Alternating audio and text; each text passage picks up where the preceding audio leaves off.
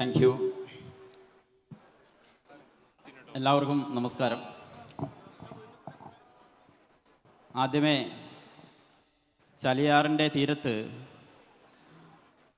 അതിമനോഹരമായ രീതിയിൽ ഇങ്ങനെയൊരു ലിറ്ററേച്ചർ ഫെസ്റ്റിവൽ സംഘടിപ്പിച്ച വാഴക്കാട് പഞ്ചായത്ത് മുസ്ലിം ലീഗ് കമ്മിറ്റിയെ അഭിനന്ദിക്കാൻ ഈ അവസരം ഉപയോഗപ്പെടുത്തുകയാണ്. ഞാനിങ്ങോട്ട് വരുമ്പോൾ സാധാരണ ലിറ്ററേച്ചർ ഫെസ്റ്റിവലുകളിലൊക്കെ എത്ര വലിയ ആളുകൾ വന്നാലും സദസ്സിൽ വളരെ നാമമാത്ര ആളുകളാണ് ഉണ്ടാവാറുള്ളത്. സമ്മേളനത്തിന് മുന്നോടിയായിട്ടുള്ള ഒരു പരിപാടി എന്നുള്ള നിലക്കാണ് ഞാൻ ഈ പരിപാടിയെ പ്രതീക്ഷിച്ചത്. പക്ഷേ ഇതൊരു സമ്മേളനം തന്നെയാക്കി മാറ്റിയിരിക്കുന്നു നിങ്ങൾ എന്നാണ് ഈ സദസ്സ് കാണുമ്പോൾ മനസ്സിലാവുന്നത്. എന്തായാലും വലിയ സന്തോഷമുണ്ട്. ഈ പുതിയ കാലത്ത് നമ്മൾ എല്ലാ ലിറ്ററേച്ചർ ഫെസ്റ്റിവലുകളിലും കാലികമായിട്ടുള്ള ഒരുപാട് വിഷയങ്ങൾ ചർച്ച ചെയ്യാറുണ്ട്. അതിൻ്റെ ഭാഗമായിട്ടാണ് ഇവിടെയും നമ്മളിങ്ങനൊരു വിഷയം, ഇങ്ങനൊരു സെഷൻ കൈകാര്യം ചെയ്യാൻ ഉദ്ദേശിക്കുന്നത്. നമുക്കിന്ന് നമ്മളുമായി സംവദിക്കുന്നതിന് അതിഥിയായി ലഭിച്ചിട്ടുള്ളത് ആർക്കും പരിചയപ്പെടുത്തലിൻ്റെ ആവശ്യമില്ലാത്ത പ്രിയപ്പെട്ട രാഹുൽ ഈശ്വർജിയാണ്. അദ്ദേഹത്തെ നിങ്ങൾക്കെല്ലാവർക്കും വേണ്ടി സ്വാഗതം ചെയ്യുന്നു. രാഹുലിനെ കുറിച്ച് പറയുമ്പോൾ നമുക്ക് പരിചയപ്പെടുത്തലിൻ്റെ ആവശ്യമില്ല എന്ന് പറയാൻ കാരണം നമ്മൾ ടെലിവിഷൻ ഡിബേറ്റുകളിൽ മാത്രമല്ല സോഷ്യൽ മീഡിയയിലും ദിനേന എന്നോണം എങ്ങനെ എന്ത് സ്ക്രോൾ ചെയ്താലും രാഹുൽ ഈശ്വറിനെ കാണാതെ നമുക്ക് സ്ക്രോളിംഗ് അവസാനിപ്പിക്കാൻ കഴിയാറില്ല. ആ നിലക്ക് അത്രയും സജീവമായി ഓരോ ദിവസവും സമകാലിക വിഷയങ്ങളിൽ തൻ്റേതായ അഭിപ്രായം രേഖപ്പെടുത്തുകയാണ് അദ്ദേഹം. എന്തായാലും ഇത്രയും സജീവമായി മനുഷ്യപക്ഷത്ത് നിന്നുകൊണ്ട്, മാനവിക പക്ഷത്ത് നിന്നുകൊണ്ട് ഇടപെടലുകൾ നടത്തുന്ന അദ്ദേഹത്തെ അഭിനന്ദിച്ചുകൊണ്ട് തന്നെ തുടങ്ങാം എന്നാണ് വിചാരിക്കുന്നത്. ആദ്യം നമ്മൾ ഒരു ഡിബേറ്റിലേക്ക് അല്ലെങ്കിൽ സംവാദത്തിലേക്ക് കടക്കുന്നതിന് മുമ്പ് ഒരു ആമുഖം എന്നുള്ള നിലക്ക് കുറച്ച് വാക്കുകൾ സംസാരിക്കുന്നതിന് വേണ്ടി പ്രിയപ്പെട്ട രാഹുൽജിയെ ക്ഷണിക്കും. 8 മിനിറ്റ് 4 കാര്യങ്ങൾ. ഞാൻ സംസാരിക്കാൻ തുടങ്ങുമ്പോൾ എത്ര മിനിറ്റ് സംസാരിക്കും, എത്ര പോയിന്റ് സംസാരിക്കും എന്ന് പറഞ്ഞാൽ തുടങ്ങാറുള്ളത്. ഞാൻ ആദ്യം തന്നെ അദ്ദേഹത്തോട് റിക്വസ്റ്റ് ചെയ്തു, ആദ്യം ഒരു ഇൻട്രൊഡക്ഷൻ കമൻറ്റ് വേണം. ഞാൻ കാര്യം വളരെ പ്ലാൻ ചെയ്ത് എഴുതിയെടുത്തുകൊണ്ട് വന്നതാണ്. കൃത്യമായ 8 മിനിറ്റ് 4 കാര്യങ്ങൾ. ആദ്യം തന്നെ ഇവിടെ വരാൻ കഴിഞ്ഞത് വളരെ സന്തോഷം. പ്രത്യേകിച്ച് നമ്മുടെ ഈ ലിറ്ററേച്ചർ ഫെസ്റ്റിവലൊക്കെ പലപ്പോഴും ഈ ഇടതുപക്ഷത്തിൻ്റെയും നമ്മുടെ ഇടതുപക്ഷ സഹാക്കളുടെയും കുത്തകയാണ്. ആ കുത്തകയ്ക്കപ്പുറം വളരെ മനോഹരമായി ഇത് സംഘടിപ്പിച്ച നിങ്ങൾ ഓരോരുത്തർക്കും അഭിനന്ദനം അറിയിക്കുന്നു. ഞാനങ്ങനെ ഇടതുപക്ഷത്തിൻ്റെയും വലതുപക്ഷത്തിൻ്റെയും എല്ലാ പക്ഷങ്ങളുടെയും ലിറ്ററേച്ചർ ഫെസ്റ്റിവലിൽ പോയിട്ടുണ്ട്. വളരെ മനോഹരമായി വിപുലമായി നിങ്ങൾക്ക് നടത്തിയെടുക്കാൻ കഴിഞ്ഞതിൽ അഭിനന്ദനം പറഞ്ഞുകൊണ്ട് കാലികമായ ഇന്ന് കാലാതീതമായൊരു കാര്യം പറഞ്ഞുകൊണ്ട് ഞാൻ തുടങ്ങാം. നമ്മുടെ ഇന്ത്യയുടെ കൊടി നമ്മൾ കണ്ടിട്ടുണ്ട് അല്ലേ? ഇന്ത്യയുടെ കൊടി കാണാത്ത ആരും കാണില്ല. നമുക്ക് കൊടി കാണുമ്പോൾ വളരെ അഭിമാനമാണ്. ഞാനൊക്കെ പലപ്പോഴും ആ കൊടി കുത്തിക്കൊണ്ട് പോകാറുണ്ട്. ശശി തരൂർ സാറടക്കം ഉള്ളവരെങ്ങനെ സ്ഥിരം കുത്താറുണ്ട്. ഈ കൊടിയിൽ 3 നിറങ്ങളുണ്ട്. ഈ 3 നിറങ്ങളുടെ അർത്ഥം എന്താണ്? അതായത് ആദ്യത്തെ നിറം കുങ്കുമമാണ്, രണ്ടാമത്തെ നിറം വെള്ളയാണ്, മൂന്നാമത്തെ നിറം പച്ചയാണ്. നമ്മളെല്ലാം സ്കൂളിൽ പഠിക്കുന്നത് കുങ്കുമം ത്യാഗവും ധീരസന്നദ്ധതയുമാണെന്നാണ്, വെള്ള സമാധാനമെന്നാണ്, പച്ച ഫലഭൂയിഷ്ഠത എന്നാണ്. ഇതാണ് നമ്മൾ സ്കൂളിൽ പഠിക്കുന്നത്. എനിക്ക് എന്ത് ചെയ്യാൻ പറ്റും? അങ്ങനെയല്ല. ഇന്ത്യൻ കൊടിയുടെ അർത്ഥമെന്ന് രാഷ്ട്രപിതാവായ മഹാത്മാഗാന്ധി ഏപ്രിൽ 13, 1921 എഴുതി വെക്കുന്നത്, പറയുന്നതല്ല എഴുതി വെക്കുന്നത്. യങ് ഇന്ത്യയിൽ പോയാൽ ഇന്ന് ഗൂഗിളിൻ്റെയും AI-യുടെയും ChatGPT-യുടെ ഒക്കെ കാലമാണ്. നിങ്ങൾക്ക് വെറുതെ എടുത്ത് സെർച്ച് ചെയ്ത് നോക്കിയാൽ മഹാത്മാഗാന്ധി എഴുതി വെച്ചിരിക്കുന്ന കാണാം. ഇതിലെ ഈ റെഡിഷ് ഓക്രെ, അന്ന് റെഡിഷ് ഓക്രെ എന്നല്ലെങ്കിൽ കുങ്കുമ നിറം സൂചിപ്പിക്കുന്നത് ഇന്ത്യയിലെ ഹിന്ദുക്കളെയാണ്. വെള്ള സൂചിപ്പിക്കുന്നത് ഇന്ത്യയിലെ ക്രിസ്ത്യാനികളെയും ന്യൂനപക്ഷങ്ങളെയുമാണ്. പച്ച സൂചിപ്പിക്കുന്നത് ഇന്ത്യയിലെ മുസ്ലിങ്ങളെയാണ്. ഈ മതസൗഹാർദ്ദമാണ് ഞാൻ ഈ കൊടി കൊണ്ട് ഉദ്ദേശിക്കുന്നതെന്നാണ് ഈ കൊടി ഡിസൈൻ ചെയ്ത മഹാത്മാഗാന്ധിയും പിങ്കാളി വെങ്കയ്യയും ഒക്കെ. അന്ന് ഗാന്ധിജിയാണ് പിങ്കാളി വെങ്കയ്യയോട് ഈ കളർ കോഡുകൾ പറയുന്നത്. ഇനി ഇതിനെ, അതാണ് ഒന്നാമത്തെ പോയിന്റ്. ഇനി ഈ പോയിന്റിനെ മതേതരത്വം എന്ന് വിളിക്കാം. നമ്മുടെ CPM-ലെ സുഹൃത്തുക്കളും ഇടതുപക്ഷ സുഹൃത്തുക്കളും എല്ലാം ഇതിനെ മതേതരത്വം എന്നാണ് വിളിക്കുന്നത്. ഇനി നിങ്ങൾക്ക് വേണമെങ്കിൽ ഇതിനെ മതസൗഹാർദ്ദം എന്ന് വിളിക്കാം. നേരത്തെ അദ്ദേഹം പറഞ്ഞ പോലെ മാനവിക പക്ഷം എന്ന് വിളിക്കാം. CPM-കാർ കുറച്ചുകൂടെ ആലങ്കാരികമായി വിശ്വമാനവികത എന്നൊക്കെ വിളിക്കും, വിളിച്ചാൽ മതി. ഈ മുസ്ലിം പക്ഷത്ത് നിൽക്കുന്ന 1-2 സ്കോളേഴ്സ് എന്നോട് ഡിബേറ്റ് വന്നിട്ട് പറഞ്ഞു, നിങ്ങൾ പറയുന്നതെല്ലാം നല്ലതാണ്, നിങ്ങളെ ഇഷ്ടമാണ്, പക്ഷേ മതസൗഹാർദ്ദം എന്ന് പറഞ്ഞുകൂടാ, മതാന്തര സൗഹാർദ്ദം എന്ന് പറഞ്ഞു. ഞാൻ പറഞ്ഞു, എന്നാൽ അങ്ങനെ വിളിച്ചാൽ മതി. മതാന്തര സൗഹാർദ്ദമെങ്കിൽ മതാന്തര സൗഹാർദ്ദം, മതസൗഹാർദ്ദമെങ്കിൽ മതസൗഹാർദ്ദം, അല്ലെങ്കിൽ മതേതരത്വം. ഇനി MA ബേബി സാറിനെ പോലെയുള്ള CPM-ലെ കുറച്ച് ബുദ്ധിജീവികൾക്ക് അന്തർദേശീയ സ്വത്വാതീത സാഹോദര്യം, അങ്ങനെ മതി. പേരെന്ത് വിളിച്ചാലും വ്യത്യാസമൊന്നും വരാൻ പോണില്ല. നിങ്ങൾ മതേതരത്വമെന്നോ മതസൗഹാർദ്ദമെന്നോ ബഹുസ്വരതയെന്നോ ആർഷഭാരത സംസ്കാരമെന്നോ മതാന്തര സൗഹാർദ്ദമെന്നോ ദൈവത്തിൽ നമ്മൾ ഒന്നെന്നോ എന്ത് വിളിച്ചാലും അർത്ഥം ഒന്നേ ഉള്ളൂ, പരസ്പരം വിദ്വേഷം പാടില്ല. ഐഡന്റിറ്റി ബേസ് ചെയ്ത്, ജാതി ബേസ് ചെയ്ത്, മതം ബേസ് ചെയ്ത് പരസ്പരം വിരോധം പാടില്ല. വ്യത്യസ്തതകൾ ഉണ്ടാകും, ആ വ്യത്യസ്തതകളെ ഒരുമിച്ച് കൊണ്ടുപോകണം. ഇത് ഞാൻ ആലോചിച്ചുണ്ടാക്കുന്നതല്ല, മഹാത്മാഗാന്ധി എഴുതി വെച്ചിരിക്കുന്ന കൃത്യമായ കളർ കോഡുകളുടെ നിർവചനമാണ്. അപ്പോൾ അതിനെ ഉയർത്തിപ്പിടിക്കാൻ പലപ്പോഴും നമുക്കാകണം. ഇന്ത്യയുടെ ആത്മാവ് ആ മതസൗഹാർദ്ദത്തിലാണ്, മതേതരത്വത്തിലാണ്, ബഹുസ്വരതയിലാണ്, വിശ്വമാനവികതയിലാണ്. എന്ത് പേര് വിളിച്ചാലും ഇനി എല്ലാവരും ഒരുമിച്ച് ജീവിക്കുന്നതിനെ കുട്ടപ്പൻ എന്നാണ് വിളിക്കുന്നതെങ്കിൽ കുട്ടപ്പനിലാണ് ആ ഇന്ത്യയുടെ ആത്മാവ്. പേരെന്ത് ഈ പേരിൻ്റെ പേരിലാണ് പല ആൾക്കാരും തർക്കിക്കുന്നത്. ഞാൻ ഈ CPM-ന് 1-2 വേദികളൊക്കെ പോകാറുണ്ട്. അവർ പറയും, നിങ്ങൾ പറയുന്നതിൽ പല കാര്യവും സത്യമെന്ന് നമുക്കറിയാം, പക്ഷേ നമ്മുടെ വേദി വന്ന് മതസൗഹാർദ്ദം എന്ന് പറയരുത്, മതനിരപേക്ഷത എന്ന് പറയണം. ഞാൻ പറഞ്ഞ അങ്ങനെ പറഞ്ഞാൽ മതി, നിങ്ങൾക്ക് ഇഷ്ടമുള്ള പേര് പറഞ്ഞാൽ മതി, പക്ഷേ ഇതാണ് ആ സാധനം. അതായത് വ്യത്യസ്തതകളുണ്ട്, അവയെ ഒരുമിച്ച് കൊണ്ടുപോകാൻ കഴിയണം. ഞങ്ങൾ ശബരിമലയിൽ പോകുമ്പോൾ അയ്യപ്പസ്വാമിയുടെ അല്ലെങ്കിൽ സ്വാമി അയ്യപ്പൻ്റെ ഏറ്റവും അടുത്ത സുഹൃത്ത്, ബെസ്റ്റ് ഫ്രണ്ട്, ബെസ്റ്റ് ബഡി എന്നൊക്കെ നമ്മുടെ ജെൻസി ആധുനിക തലമുറയിലെ കുട്ടികൾ പറയുന്നത് വാവരെന്ന് പറയുന്ന അലിയുടെയും പാത്തുമ്മയുടെ ഒരാളുടെ മകനാണ്. ഈ വാവരസ്വാമിയെ ചെന്ന് ആദരം പറഞ്ഞിട്ടാണ് നമ്മൾ ശബരിമലയിലേക്ക് പോകുന്നത്. ഇവരുടെ മറ്റൊരടുത്ത സുഹൃത്താണ് വെളുത്ത, അർത്തുങ്കൽ ക്രിസ്ത്യൻ പള്ളിയിലെ വെളുത്തയാൾ. ഇതാണ് നമ്മൾ നൂറ്റാണ്ടുകളായിട്ട് ഫോളോ ചെയ്യുന്ന ടെംപ്ലേറ്റ്. ഇതിനെ വാവർ വെളുത്ത അയ്യപ്പൻ എന്ന് വിളിക്കാം, ഇതിനെ Mahatma Gandhi, Maulana Azad, Charles Freer Andrews എന്ന് വിളിക്കാം. അപ്പം പേരെന്ത് വിളിച്ചാലും ഈ ഐഡിയ നമുക്ക് വേണമെന്നുള്ളതാണ് ഒന്നാമത്തെ പോയിന്റ്. 4 മിനിറ്റായി, അടുത്ത 4 മിനിറ്റ് 3 പോയിന്റ് കൂടെ. ഇനി 2, എൻ്റെ വ്യക്തിപരമായ ഐഡന്റിറ്റി എന്താണ്? എന്നെ ഇൻട്രൊഡ്യൂസ് ചെയ്തപ്പം പബ്ലിക് പോളിസി എന്നൊക്കെ പറഞ്ഞ് വളരെ നല്ല വാക്കുകൾ പറഞ്ഞു. ഞാൻ അടിസ്ഥാനപരമായൊരു ഹിന്ദു ആക്ടിവിസ്റ്റാണ്. ഞാൻ ഹിന്ദു ആക്ടിവിസ്റ്റ് ആണെന്ന് പറഞ്ഞുകൊണ്ട് തന്നെയാണ് എല്ലായിടത്തും പോകുന്നത്. ഈ ഹിന്ദു ആക്ടിവിസ്റ്റായ എനിക്ക് കിട്ടിയ ഏറ്റവും വലിയ അഭിനന്ദനം, ഏറ്റവും വലിയ പ്രശംസ 2 പേരിൽ നിന്നാണ്. RSSന്റെ ശശികല ടീച്ചറും നന്ദകുമാർജി. അവർ പറയുന്നത് കേരളത്തിൽ ഹിന്ദുത്വത്തിന്റെ ഏറ്റവും വലിയ ശത്രു രാഹുൽ ഈശ്വർ എന്നാണ്. ഞാൻ പറഞ്ഞു, ടീച്ചറെ, ടീച്ചറിന്റെ ഐഡിയോളജിക്ക് എതിര് നിൽക്കുന്നത് ഞാൻ എൻ്റെ അഭിമാനമായി കാണുന്നൊരു കാര്യമാണ്. അങ്ങനെ നിങ്ങളുടെ ഹിന്ദുത്വത്തെ എതിർക്കുന്നെങ്കിൽ അത് ഏറ്റവും എൻ്റെ വലിയ അഭിമാനമാണ്. ഇത് ആലങ്കാരികമായിട്ടൊന്നുമല്ല, ഇങ്ങനെ തന്നെ ശ്രീ നന്ദകുമാറും ശ്രീമതി ശശികല ടീച്ചർ പറഞ്ഞിട്ടുണ്ട്, നിങ്ങളാണ് കേരളത്തിൽ ഹിന്ദുത്വത്തിൻ്റെ ഏറ്റവും വലിയ എതിരെന്ന്. കാരണം ഗോഡ്സെ വാദത്തിന് ഏറ്റവും വലിയ മരുന്ന് ഗാന്ധിവാദമാണ്. ഗോഡ്സെയെ തോൽപ്പിക്കാൻ, ഗോഡ്സെയെ അതിജീവിക്കാനുള്ള ഏറ്റവും നല്ല വഴി മൃദു ഹിന്ദുവായ എല്ലാവരെയും ഒരുമിച്ച് കൊണ്ടുപോകുന്ന ഒരു മഹാത്മാഗാന്ധിയുടെ ലൈനാണ്. ആ ലൈൻ തിരിച്ചു കൊണ്ടുവരാനാണ് യഥാർത്ഥത്തിൽ നമ്മൾ നോക്കേണ്ടത്. ആ ബഹുസ്വരതയുടെ, ഐക്യത്തിൻ്റെ, ഒരുമയുടെ ലൈൻ കൊണ്ടുവരാനാണ് നോക്കേണ്ടത്. 3-ാമത്തെ പോയിന്റ് വളരെ പ്രസക്തമായ പോയിന്റുമാണ്. ഇത് മലപ്പുറം ജില്ല കൂടെയാണ്. ഞാൻ KMCCയുടെ മഹിതം മലപ്പുറം UAE-ൽ നടത്തിയ പരിപാടിക്കൊക്കെ പങ്കെടുത്തിരുന്നു. അപ്പം യഥാർത്ഥത്തിൽ ഇന്ന് നമ്മുടെ സമൂഹത്തിൽ കാണുന്ന വർഗീയതയുടെ, വിദ്വേഷത്തിൻ്റെ, ഇസ്ലാമോഫോബിയയുടെ അടിസ്ഥാനം എന്താണ്? അതും കൂടെ നിങ്ങൾ അറിഞ്ഞിരിക്കണം. അത് അറിഞ്ഞിരുന്നാലേ അതിനെ ജയിക്കാൻ കഴിയൂ. അത് യഥാർത്ഥത്തിൽ ഒരു പൊളിറ്റിക്കൽ പ്രോജക്റ്റ് മാത്രമല്ല, അതിന് രാഷ്ട്രീയമായൊരു മാനമുണ്ട്, ഇല്ലെന്ന് പറഞ്ഞിട്ട് കാര്യമല്ല, ഡെഫിനറ്റ്ലി ഉണ്ട്. പക്ഷേ ഇതിൻ്റെ അടിസ്ഥാനം എന്താ? ഞങ്ങൾ ഹിന്ദുക്കളുടെ കഴിഞ്ഞ 5000 വർഷങ്ങളുടെ പ്രശ്നങ്ങൾ ഞാനൊരു 50 സെക്കൻഡിൽ പറയാം. ഞാനൊരു ചോദ്യ രൂപേണ ചോദിക്കാം. ആഴ്ചയിൽ ഏത് ദിവസവും എല്ലാ വിശ്വാസികൾക്കും, ഹിന്ദു, മുസ്ലിം, ക്രിസ്ത്യൻ വിശ്വാസികൾക്ക് അവരുടെ അമ്പലത്തിലും പള്ളിയിലും ഒക്കെ പോവാം, അവരുടെ വിശ്വാസം അനുസരിച്ച്. പക്ഷേ ആഴ്ചയിൽ ഏത് ദിവസമാണ് നമ്മുടെ ക്രിസ്ത്യൻ സഹോദരങ്ങൾ അവരുടെ പള്ളികളിൽ ഒത്തുകൂടുന്നത്? ഞായറാഴ്ചയാണ്.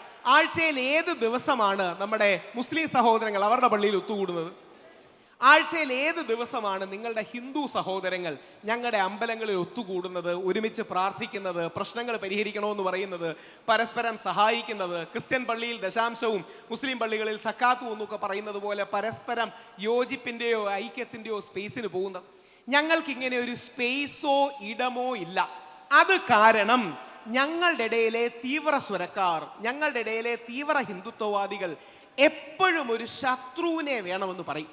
ആ ശത്രു മുസ്ലിം ആവണമെന്നൊന്നുമില്ല. ഇവിടെ മുസ്ലിമാണ്, നോർത്ത് ഇന്ത്യയിൽ ക്രിസ്ത്യാനിയാണ്, വേറൊരു സ്ഥലത്ത് ചൈനയാണ്, വേറൊരു സ്ഥലത്ത് നക്സലാണ്. എപ്പോഴും ആരെങ്കിലും മറുഭാഗത്ത് വേണം. അതായത് എപ്പോഴും ഒരു ശത്രു നമ്മളെ ആക്രമിക്കണം അല്ലെങ്കിൽ ആക്രമിക്കാൻ വരുന്നു എന്ന് പറഞ്ഞുകൊണ്ടിരിക്കുമ്പോഴാണ് വിഘടിച്ച് കിടക്കുന്ന നായർ, ഈഴവ, പുലയ, ആദിവാസി, ബ്രാഹ്മണ, അമ്പലവാസി, ധീവര വിഭാഗങ്ങളെ ഈ പേടിയിൽ കോർഡിനേറ്റ് ചെയ്യാൻ നോക്കുന്നതാണ് നമ്മുടെ നാട്ടിൽ ലവ് ജിഹാദ്, ലാൻഡ് ജിഹാദ്, തുപ്പൽ ജിഹാദ്, ഹലാൽ ജിഹാദ്, തുള്ളിമരുന്ന് ജിഹാദ് തുടങ്ങിയ ഒരുപാട് കള്ളത്തരങ്ങളായി വരുന്നത്. ഇത് ഗൗരവമുള്ള ഒരു മാനസികമായ ആത്മീയ ശൂന്യതയാണ്. ഞാൻ പേരെടുത്ത് പറയുകയാണെങ്കിൽ എനിക്ക് വളരെ പ്രിയപ്പെട്ട കുടുംബ സുഹൃത്തായ ശ്രീ PC ജോർജ് സാർ ഒരിക്കൽ എന്നോട് പറഞ്ഞു, കോഴിക്കോട് നിന്ന് 400 പെൺകുട്ടികളെ കപ്പൽ മാർഗം അഫ്ഗാനിസ്ഥാനിലേക്ക് കൊണ്ടുപോയി. അപ്പം ഞാൻ എൻ്റെ അമ്മയോട് വെറുതെ ചോദിച്ചു. എൻ്റെ അമ്മ ബ്രാഹ്മണ സഭയുടെ യോഗക്ഷേമ സഭയുടെ സംസ്ഥാന വൈസ് പ്രസിഡന്റാണ്. അമ്മയോട് പറഞ്ഞു, അമ്മേ PC ജോർജ് സാർ ഇങ്ങനെ പറഞ്ഞു, എന്താ അമ്മയുടെ അഭിപ്രായം? അമ്മ പറഞ്ഞു, 400 പോയി കാണില്ല, ചിലപ്പോൾ ഒരു 40 പോയി കാണുമോ. ഞാൻ എൻ്റെ ഭാര്യ ദീപയോട് ചോദിച്ചു. ദീപയ്ക്ക് അങ്ങനെ രാഷ്ട്രീയവും സമുദായവും ഒന്നും താല്പര്യമില്ല, ദീപ നായർ സമുദായത്തിലെയാണ്. ഞാൻ ദീപയോട് ചോദിച്ചു, ദീപ നിനക്ക് എന്താ അഭിപ്രായം? PC ജോർജൊക്കെ പറയുന്നല്ലേ, കുറേ കാലം MLA ആയിരുന്നതല്ലേ, ഒരു 4 പേര് വല്ലതും പോയി കാണുമെന്ന്. ഞാനപ്പോൾ എന്നിട്ട് അവരോട് പറഞ്ഞു, ഇതിന് ഒരു പ്രശ്നമേ ഉള്ളൂ, അഫ്ഗാനിസ്ഥാനിൽ കടലില്ല. അതായത് അഫ്ഗാനിസ്ഥാൻ കടലില്ലാത്തൊരു രാജ്യമാണ്. അപ്പോൾ എന്തായാലും കടൽ മാർഗം അവിടെ പെൺകുട്ടികളെ കൊണ്ടുപോകാൻ കഴിയും. അപ്പോൾ 8 മിനിറ്റായി, ഞാൻ അര മിനിറ്റ് ഞാൻ കൺക്ലൂഡ് ചെയ്യാം. അപ്പോൾ ഹിന്ദു വിഭാഗത്തിലെ ആത്മീയ ശൂന്യതയെ മുസ്ലിം വിരോധം കൊണ്ട് കോർഡിനേറ്റ് ചെയ്യാനുള്ള വളഞ്ഞ വഴിയിലാണ് യഥാർത്ഥത്തിൽ ഈ കാര്യം നടക്കുന്നത്. അതിൻ്റെ ഉത്തരം പോസിറ്റിവിറ്റിയാണ്, നന്മയാണ്. പോസിറ്റീവ്ലി ഹിന്ദു മുസ്ലിം ഐക്യമാണ്. മതേതരത്വം എന്ന് പറഞ്ഞാൽ മതേതരത്വം, മതസൗഹാർദ്ദം എന്ന് പറഞ്ഞാൽ മതസൗഹാർദ്ദം, ബഹുസ്വരത എന്ന് പറഞ്ഞാൽ ബഹുസ്വരത. ഇത് നിങ്ങളെ മാത്രമല്ല അഫക്റ്റ് ചെയ്യുന്നത്. അങ്ങനെ ഇസ്ലാമോഫോബിയ മൂത്താണ് ഗോഡ്സെ മഹാത്മാഗാന്ധി എവിടെ വെച്ച് കൊല്ലുന്നത്. അതായത് നമ്മുടെ രാഷ്ട്രപിതാവായ നല്ല രാമഭക്തനായ ഹിന്ദു മുസ്ലിം ക്രിസ്ത്യൻ ഐക്യത്തിന് വേണ്ടി ജീവിച്ച മഹാത്മാഗാന്ധിയെ ഗോഡ്സെ എന്ന തീവ്ര ഹിന്ദുത്വവാദി വെടിവെച്ച് കൊല്ലുന്നത് ഈ ഇസ്ലാമോഫോബിയ മൂത്താണ്. ഇസ്ലാമോഫോബിയ മൂത്ത് അദ്ദേഹം മുസ്ലിം നേതാക്കളെ അല്ല കൊല്ലുന്നത്, ഹിന്ദുവായ മഹാത്മാഗാന്ധിയാണ് കൊല്ലുന്നത്. അതൊരുതരം ആഴത്തിലുള്ള മനോരോഗമാണ്. അതിനെ പ്രതിരോധിക്കാനും അതിനെ എന്താ പറയുക, ക്യൂർ ചെയ്യാനും ഹീൽ ചെയ്യാനും നമുക്ക് കഴിയണം. അത്തരത്തിലുള്ള ചിന്തകൾ കൂടി പങ്കുവെക്കണമെന്നുള്ള ആഗ്രഹത്തോടു കൂടി പറഞ്ഞതെന്ന് ഒരു 45 സെക്കൻഡ് കൂടുതലെടുത്തതിന് ക്ഷമ പറഞ്ഞുകൊണ്ട് ഞാൻ നിർത്തുന്നു. Thank you. Okay, thank you. എന്തായാലും വളരെ സന്തോഷമുണ്ട്. എന്താണ് രാഹുൽജി തുടക്കത്തിൽ തന്നെ അദ്ദേഹത്തിൻ്റെ നിലപാടുകളും ഐഡൻറ്റിറ്റിയും ഏറെക്കുറെ നമുക്ക് ബോധ്യപ്പെടുത്തി തന്നിരിക്കുകയാണ്. അദ്ദേഹത്തിൻ്റെ ചാനൽ ചർച്ചകളും ഇടക്കിടക്ക് കേട്ടുകൊണ്ടിരിക്കുന്ന വിഷയങ്ങൾ തന്നെയാണിത്. ഞാൻ രാഹുൽജിയെ എപ്പോഴും കാണുമ്പോൾ നേരിട്ട് ചോദിക്കണമെന്ന് വിചാരിച്ചൊരു ചോദ്യം അതാണ് ആദ്യം തുടക്കത്തിലെ ചോദിക്കുന്നത്. അതെല്ലാവർക്കും ഉള്ളൊരു സംശയം തന്നെ ആയിരിക്കും. അതായത് ചാനൽ ചർച്ചകളൊക്കെ ചില സമയത്ത് വലതുപക്ഷ നിരീക്ഷകൻ എന്നാണ് എഴുതി കാണിക്കാറ്. അപ്പോൾ ഈ വലതുപക്ഷം ഇടതുപക്ഷം എന്നുള്ള ഒരു ടേം ഇപ്പോൾ എനിക്ക് തോന്നുന്ന ഒരു ഫ്രഞ്ച് വിപ്ലവാനന്തരമുള്ള ഒരു രാഷ്ട്രീയ കാലാവസ്ഥയിൽ ഉരുത്തിരിഞ്ഞൊരു രാഷ്ട്രീയ പ്രയോഗമാണ്. അതായത് പുരോഗമന പക്ഷത്തെ ഇടതുപക്ഷമായും എന്നാൽ പ്രതിലോമ പക്ഷത്തെ വലതുപക്ഷമായിട്ടുമാണ് പൊതുവെ വിലയിരുത്തപ്പെടുന്നത്. ഇവിടെ രാഹുൽ ഈശ്വറിൻ്റെ പല ഡയലോഗുകളും പലപ്പോഴും ഒരു പുരോഗമന പക്ഷത്ത് നിന്നുകൊണ്ടാണ് കാണാറുള്ളത്. പക്ഷെ അപ്പോഴും വലതുപക്ഷ നിരീക്ഷകൻ എന്നറിയപ്പെടാനാണ് അങ്ങ് ആഗ്രഹിക്കുന്നത്. പലപ്പോഴും പറഞ്ഞു കേട്ടിട്ടുണ്ട്. അപ്പോൾ നമ്മൾ ഫുട്ബോൾ കളിയിലൊക്കെ ചോദിക്കുമ്പോൾ നിങ്ങളുടെ പൊസിഷൻ ഏതാണെന്ന് ചോദിക്കാറുണ്ട്. അതായത് ഫോർവേഡാണോ അതോ ഡിഫൻസ് ആണോ എന്നൊക്കെ അല്ലേ. അതുപോലെ വലതുപക്ഷത്താണോ ഇടതുപക്ഷത്താണോ അതോ മധ്യപക്ഷത്താണോ എന്നാണ് ആദ്യത്തെ ഒരു ചോദ്യം. വളരെ നല്ലൊരു ചോദ്യമാണ്. നമ്മുടെ നാട്ടിൽ എന്താണ് ഇടതുപക്ഷം വലതുപക്ഷവും നമ്മൾ കൃത്യമായി അറിഞ്ഞിരിക്കണം. പലപ്പോഴും നമ്മുടെ നാട്ടിൽ ഈ ധാരണയില്ല. ഇന്ത്യക്കാർക്ക് അമേരിക്കക്കാരിൽ നിന്ന് പഠിക്കാൻ കഴിയുന്ന ഏറ്റവും വലിയ നന്മ പൊളിറ്റിക്കൽ ഓണസ്റ്റി അഥവാ രാഷ്ട്രീയ സത്യസന്ധത അമേരിക്കക്കാർക്ക് കൂടുതലാണ്. അവിടുത്തെ കോടതിയിലെ ജഡ്ജിമാരെ പോലും റൈറ്റ് ലീനിങ് ജഡ്ജസ് എന്നും ലെഫ്റ്റ് ലീനിങ് ജഡ്ജസ് എന്നുമാണ് അഡ്രസ് ചെയ്യുന്നത്. അതായത് ലിബറൽ ജഡ്ജിമാരുണ്ട്, കൺസർവേറ്റീവ് ജഡ്ജിമാരുണ്ട്. ഞാൻ റൈറ്റ് ഓഫ് ദി സെൻറ്റർ നിൽക്കുന്ന കൺസർവേറ്റീവായ ഒരു വ്യക്തിയാണ്. ഏറ്റവും സിമ്പിൾ ഭാഷയെ പറഞ്ഞാൽ, വലിയ പേപ്പറില്ല, പൊളിറ്റിക്കൽ സ്പെക്ട്രം ഇതേപോലെ ഇരിക്കും. ഇതൊരു XY ആക്സിസിൽ വരയ്ക്കാൻ പറ്റും. ഇന്ത്യയിലെ രാഷ്ട്രീയ സെൻറ്റർ എന്ന് പറയുന്നത് മഹാത്മാഗാന്ധിയാണ്. മഹാത്മാഗാന്ധിയുടെ ഇടതേക്ക് നിൽക്കുന്നതാണ് നെഹ്റുജി, നമ്മുടെ ആദ്യ പ്രധാനമന്ത്രിയായ പണ്ഡിറ്റ് ജവഹർലാൽ നെഹ്റു. പുരോഗമനവാദിയാണ്, എന്താ പറയുന്നത്, സെക്കുലർ, പ്രോഗ്രസീവ്, ഈ ലൈൻ എടുക്കുന്ന ആളാണ് നെഹ്റുജി. എന്നാൽ മഹാത്മാഗാന്ധിയുടെ റൈറ്റിലോട്ട്, ലെഫ്റ്റിലോട്ടാണ് നെഹ്റുജി എങ്കിൽ മഹാത്മാഗാന്ധിയുടെ റൈറ്റിലോട്ടാണ് സർദാർ വല്ലഭായ് പട്ടേൽ. കുറച്ച് കൺസർവേറ്റീവ് ആണ്, കുറച്ച് റൈറ്റ് ലീനിങ് ആണ്. അതുകൊണ്ടാണ് നരേന്ദ്രമോദിയൊക്കെ സർദാർ വല്ലഭായ് പട്ടേലിൻ്റെ ഏറ്റവും വലിയ പ്രതിമ ഉണ്ടാക്കുന്നത്. ഈ രണ്ട് പൊസിഷൻസും ഓക്കെയാണ്. എന്നാൽ അതിൻ്റെ അപ്പുറത്തേക്ക് പോകുമ്പോൾ, പട്ടേലിൻ്റെ കുറെ കൂടെ വലതേക്ക് പോകുമ്പോഴാണ് തീവ്ര വലതുപക്ഷം ഉണ്ടാകുന്നത്. അവിടെ തീവ്ര വലതുപക്ഷത്തിന്റെ തുടക്കത്തിൽ RSSും BJP ഉണ്ട്. ഇനി RSSനും BJPക്കും തീവ്രത പോരാ എന്ന് പറയുന്ന കുറെ കൂടെ തീവ്ര ഹിന്ദുത്വവാദികളുണ്ട്. അവരാണ് ഗോഡ്സേവാദികൾ. അങ്ങനെയാണ് RSS ഉപേക്ഷിച്ച് ഗോഡ്സെ പോകുന്നത്. RSSന് തീവ്രതയില്ല, കുറെ കൂടെ തീവ്രത വേണമെന്ന്. മറുവശത്തേക്ക് പോയാൽ, ലെഫ്റ്റിലേക്ക് പോയാൽ, നെഹ്റുജിയുടെ ലെഫ്റ്റിലോട്ടാണ് CPI, നമ്മുടെ ഇടതിലെ വലതന്മാർ എന്ന് CPM-കാർ വിളിക്കുന്ന CPI. കുറെ കൂടെ ഇടതേക്കാണ് CPM. ഇനി CPM-ന്റെ ഇടത്തോട് കുറെ പേരുണ്ട്. അവരെയാണ് വിപ്ലവ വായാടികൾ നമ്മുടെ സഖാവ് പിണറായി വിജയൻ അവർ വിളിക്കുന്ന നക്സൽ, അർബൻ നക്സൽ പോലുള്ള ആൾക്കാർ. ഒരു വശത്ത് അർബൻ നാസികളാണെങ്കിൽ മറുവശത്ത് അർബൻ നക്സലുകളാണ്. നമുക്ക് യഥാർത്ഥത്തിൽ ഈ സെന്റർ കണ്ടെത്തുകയാണ് പ്രധാനം. അതിൽ സെന്റർ ലെഫ്റ്റ് ഉണ്ടാകാം, സെന്റർ റൈറ്റ് ഉണ്ടാകാം. ഇനി ഒരു ധാരണയും കൂടെ നമുക്ക് കൃത്യമായിട്ട് വേണം. റൈറ്റിന്റെയും ലെഫ്റ്റിന്റെ അടിസ്ഥാനം, ഞാൻ സ്റ്റുഡന്റ് ഓഫ് ഫിലോസഫിയാണ്, അതുകൊണ്ട് ഞാൻ പഠിച്ച വിഷയങ്ങളാണ്. റൈറ്റ് എന്ന് പറയുന്നത് ഐഡന്റിറ്റി പൊളിറ്റിക്സ്, സ്വത്വാധിഷ്ഠിത രാഷ്ട്രീയത്തിൽ അടിസ്ഥിതമാണ്.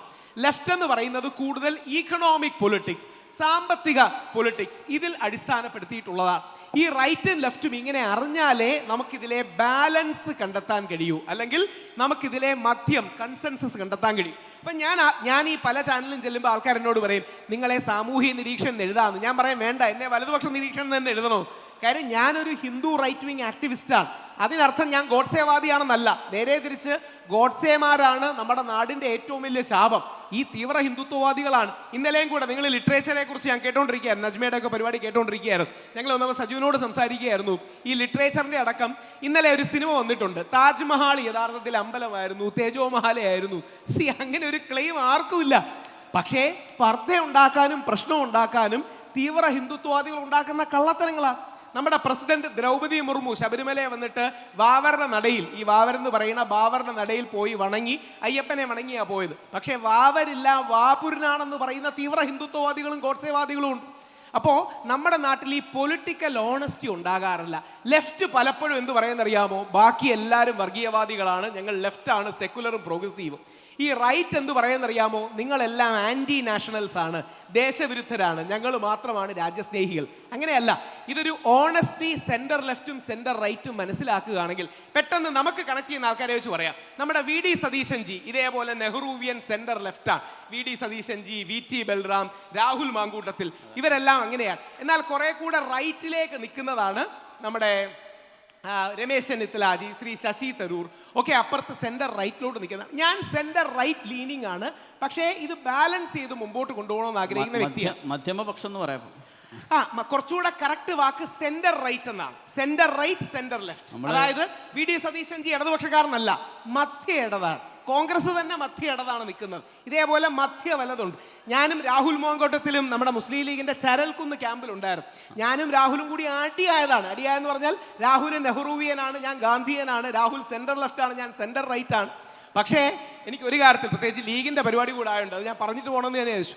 രാഹുൽ മാങ്കൂട്ടത്തിൽ വീണ്ടും നിയമസഭയെ വന്നപ്പോൾ രാഹുൽ മാങ്കൂട്ടത്തിൻ്റെ പാർട്ടിയിലെ ഒരാളും പുള്ളിയോട് സംസാരിച്ചില്ല. പോയി സംസാരിച്ചത് മുസ്ലിം ലീഗിലെ MLA-മാരാണ്. അവർക്ക് വലിയൊരു പ്രണാമം. കാര്യം കോൺഗ്രസ്സുകാർക്ക് മീഡിയക്കാർ അവരെ എന്തെങ്കിലും പറയുന്ന പേടിയാണ്. അതുകൊണ്ടാണ് കോൺഗ്രസ് വരെ സംസാരിക്കാത്തത്. മുസ്ലിം ലീഗിലെ MLA-മാർ ധൈര്യത്തോടെ സംസാരിച്ചത് വളരെ ആവേശം പകരുന്നൊരു കാര്യമാണ്. വേറൊരു കാര്യം ചോദിക്കാനുള്ളത്, ഒരു തുടക്കത്തിലൊക്കെ അതല്ലെങ്കിൽ രാഹുൽ ഈശ്വർ ഈ രാഷ്ട്രീയ നിരീക്ഷണമൊക്കെ നടത്തി തുടങ്ങിയൊരു കാലത്തൊക്കെ എല്ലാവരുടെയും ഒരു ധാരണ അങ്ങൊരു തീവ്ര വലതുപക്ഷത്ത് തന്നെയാണ്, അതല്ലെങ്കിൽ തീവ്ര ഹിന്ദുത്വവാദികൾക്ക് വേണ്ടി വാദിക്കുന്നു, അതിനുള്ള പ്രച്ഛന്ന സംഘി എന്നൊക്കെ ആളുകൾ വിശേഷിപ്പിച്ചിരുന്നു. സത്യത്തിൽ പക്ഷേ ഈ അടുത്ത കാലത്ത് ഒരുപാട് മാറ്റങ്ങൾ കാണുന്നുണ്ട്, അത് എല്ലാവരും അനുഭവിക്കുന്നുണ്ട്. സത്യത്തിൽ ഒരു ട്രാൻസ്ഫോർമേഷൻ അങ്ങേക്ക് സംഭവിച്ചിട്ടുണ്ടോ? ഉണ്ടെങ്കിൽ അതിൻ്റെ കാരണം എന്താണ്? ചില ആൾക്കാർ പറയും ഇപ്പം നീ വലിയ മതസൗഹാർദ്ദവാദിയ മതേതര. ഞാൻ പറഞ്ഞു അങ്ങനെയാണെങ്കിൽ ഓക്കെ, നിങ്ങൾ അങ്ങനെ എഴുതിക്കോളൂ, എനിക്ക് വിരോധമൊന്നുമില്ല. 2018 ഇത് ഞാൻ കേസിൻ്റെ ആസ്പദമായിട്ട് പറയാം. ഇത് പ്രത്യേകിച്ച് മുസ്ലിം സമൂഹത്തിലെ സഹോദരി സഹോദരന്മാരെ ഉറപ്പായിട്ട് അറിയണം. നമ്മുടെ നാട്ടിൽ ശബരിമല പ്രക്ഷോഭം ഉണ്ടായി. അതായത് ശബരിമലയിൽ യുവതികൾ പ്രവേശിക്കുക വേണ്ടത് കാര്യത്തിൽ ഒരു പാർട്ടിയും ഞങ്ങൾക്ക് അനുകൂലമായിരുന്നില്ല. അതായത് കോൺഗ്രസും CPM-ഉം കമ്മ്യൂണിസ്റ്റും അനുകൂലമായിരുന്നില്ല. ഞാനൊരു ക്വിസ് നിങ്ങളോട് ചോദിക്കാം, നിങ്ങൾ പലപ്പോഴും ശ്രദ്ധിക്കാത്തൊരു ക്വിസ് ചോദിക്കാം. ആദ്യമായിട്ട് ഒരു രാഷ്ട്രീയ പാർട്ടിയിലെ അംഗങ്ങൾ ശബരിമലയെ സപ്പോർട്ട് ചെയ്ത് ഏത് രാഷ്ട്രീയ പാർട്ടി എന്ന് പറയാമോ? മുസ്ലിം ലീഗാണ്. അത് പലപ്പോഴും മുസ്ലിം ലീഗിൻ്റെ ആൾക്കാർക്ക് പലപ്പോഴും അത് തിരിച്ചറിയില്ല. ഞാനന്ന് മുഹമ്മദ് ഷഫീ സാഹിബിനെ പോയി കണ്ടു, അന്ന് കുഞ്ഞാലിക്കുട്ടി സാറിനോട് സംസാരിച്ചു. ശബരിമല വിധിന്യായം എന്താണെന്ന് നിങ്ങൾ അറിഞ്ഞിരിക്കണം. ഇത് ഞാൻ പല ചാനൽ ചർച്ചകളിലും പറയാറുണ്ട്. ചാനൽ ചർച്ചയിലെ ആൾക്കാർക്ക് പലപ്പോഴും ഞാനിത് പറയുമ്പോൾ പേടിയാണ്, കോടതി ലക്ഷ്യം ആവൂല. കാര്യം സത്യം പറഞ്ഞാൽ കോടതി ലക്ഷ്യം ആവൂല. ഇന്ത്യക്ക് ചീഫ് ജസ്റ്റിസ് ആയ ദീപക് മിശ്ര എന്നൊരു വ്യക്തി ഉണ്ടായിരുന്നു. ദീപക് മിശ്ര ഒരു ബ്രാഹ്മണനാണ്, ഈ തീവ്ര വലതുപക്ഷത്തോട് ചേർന്ന് നിൽക്കുന്ന വ്യക്തിയാണ്.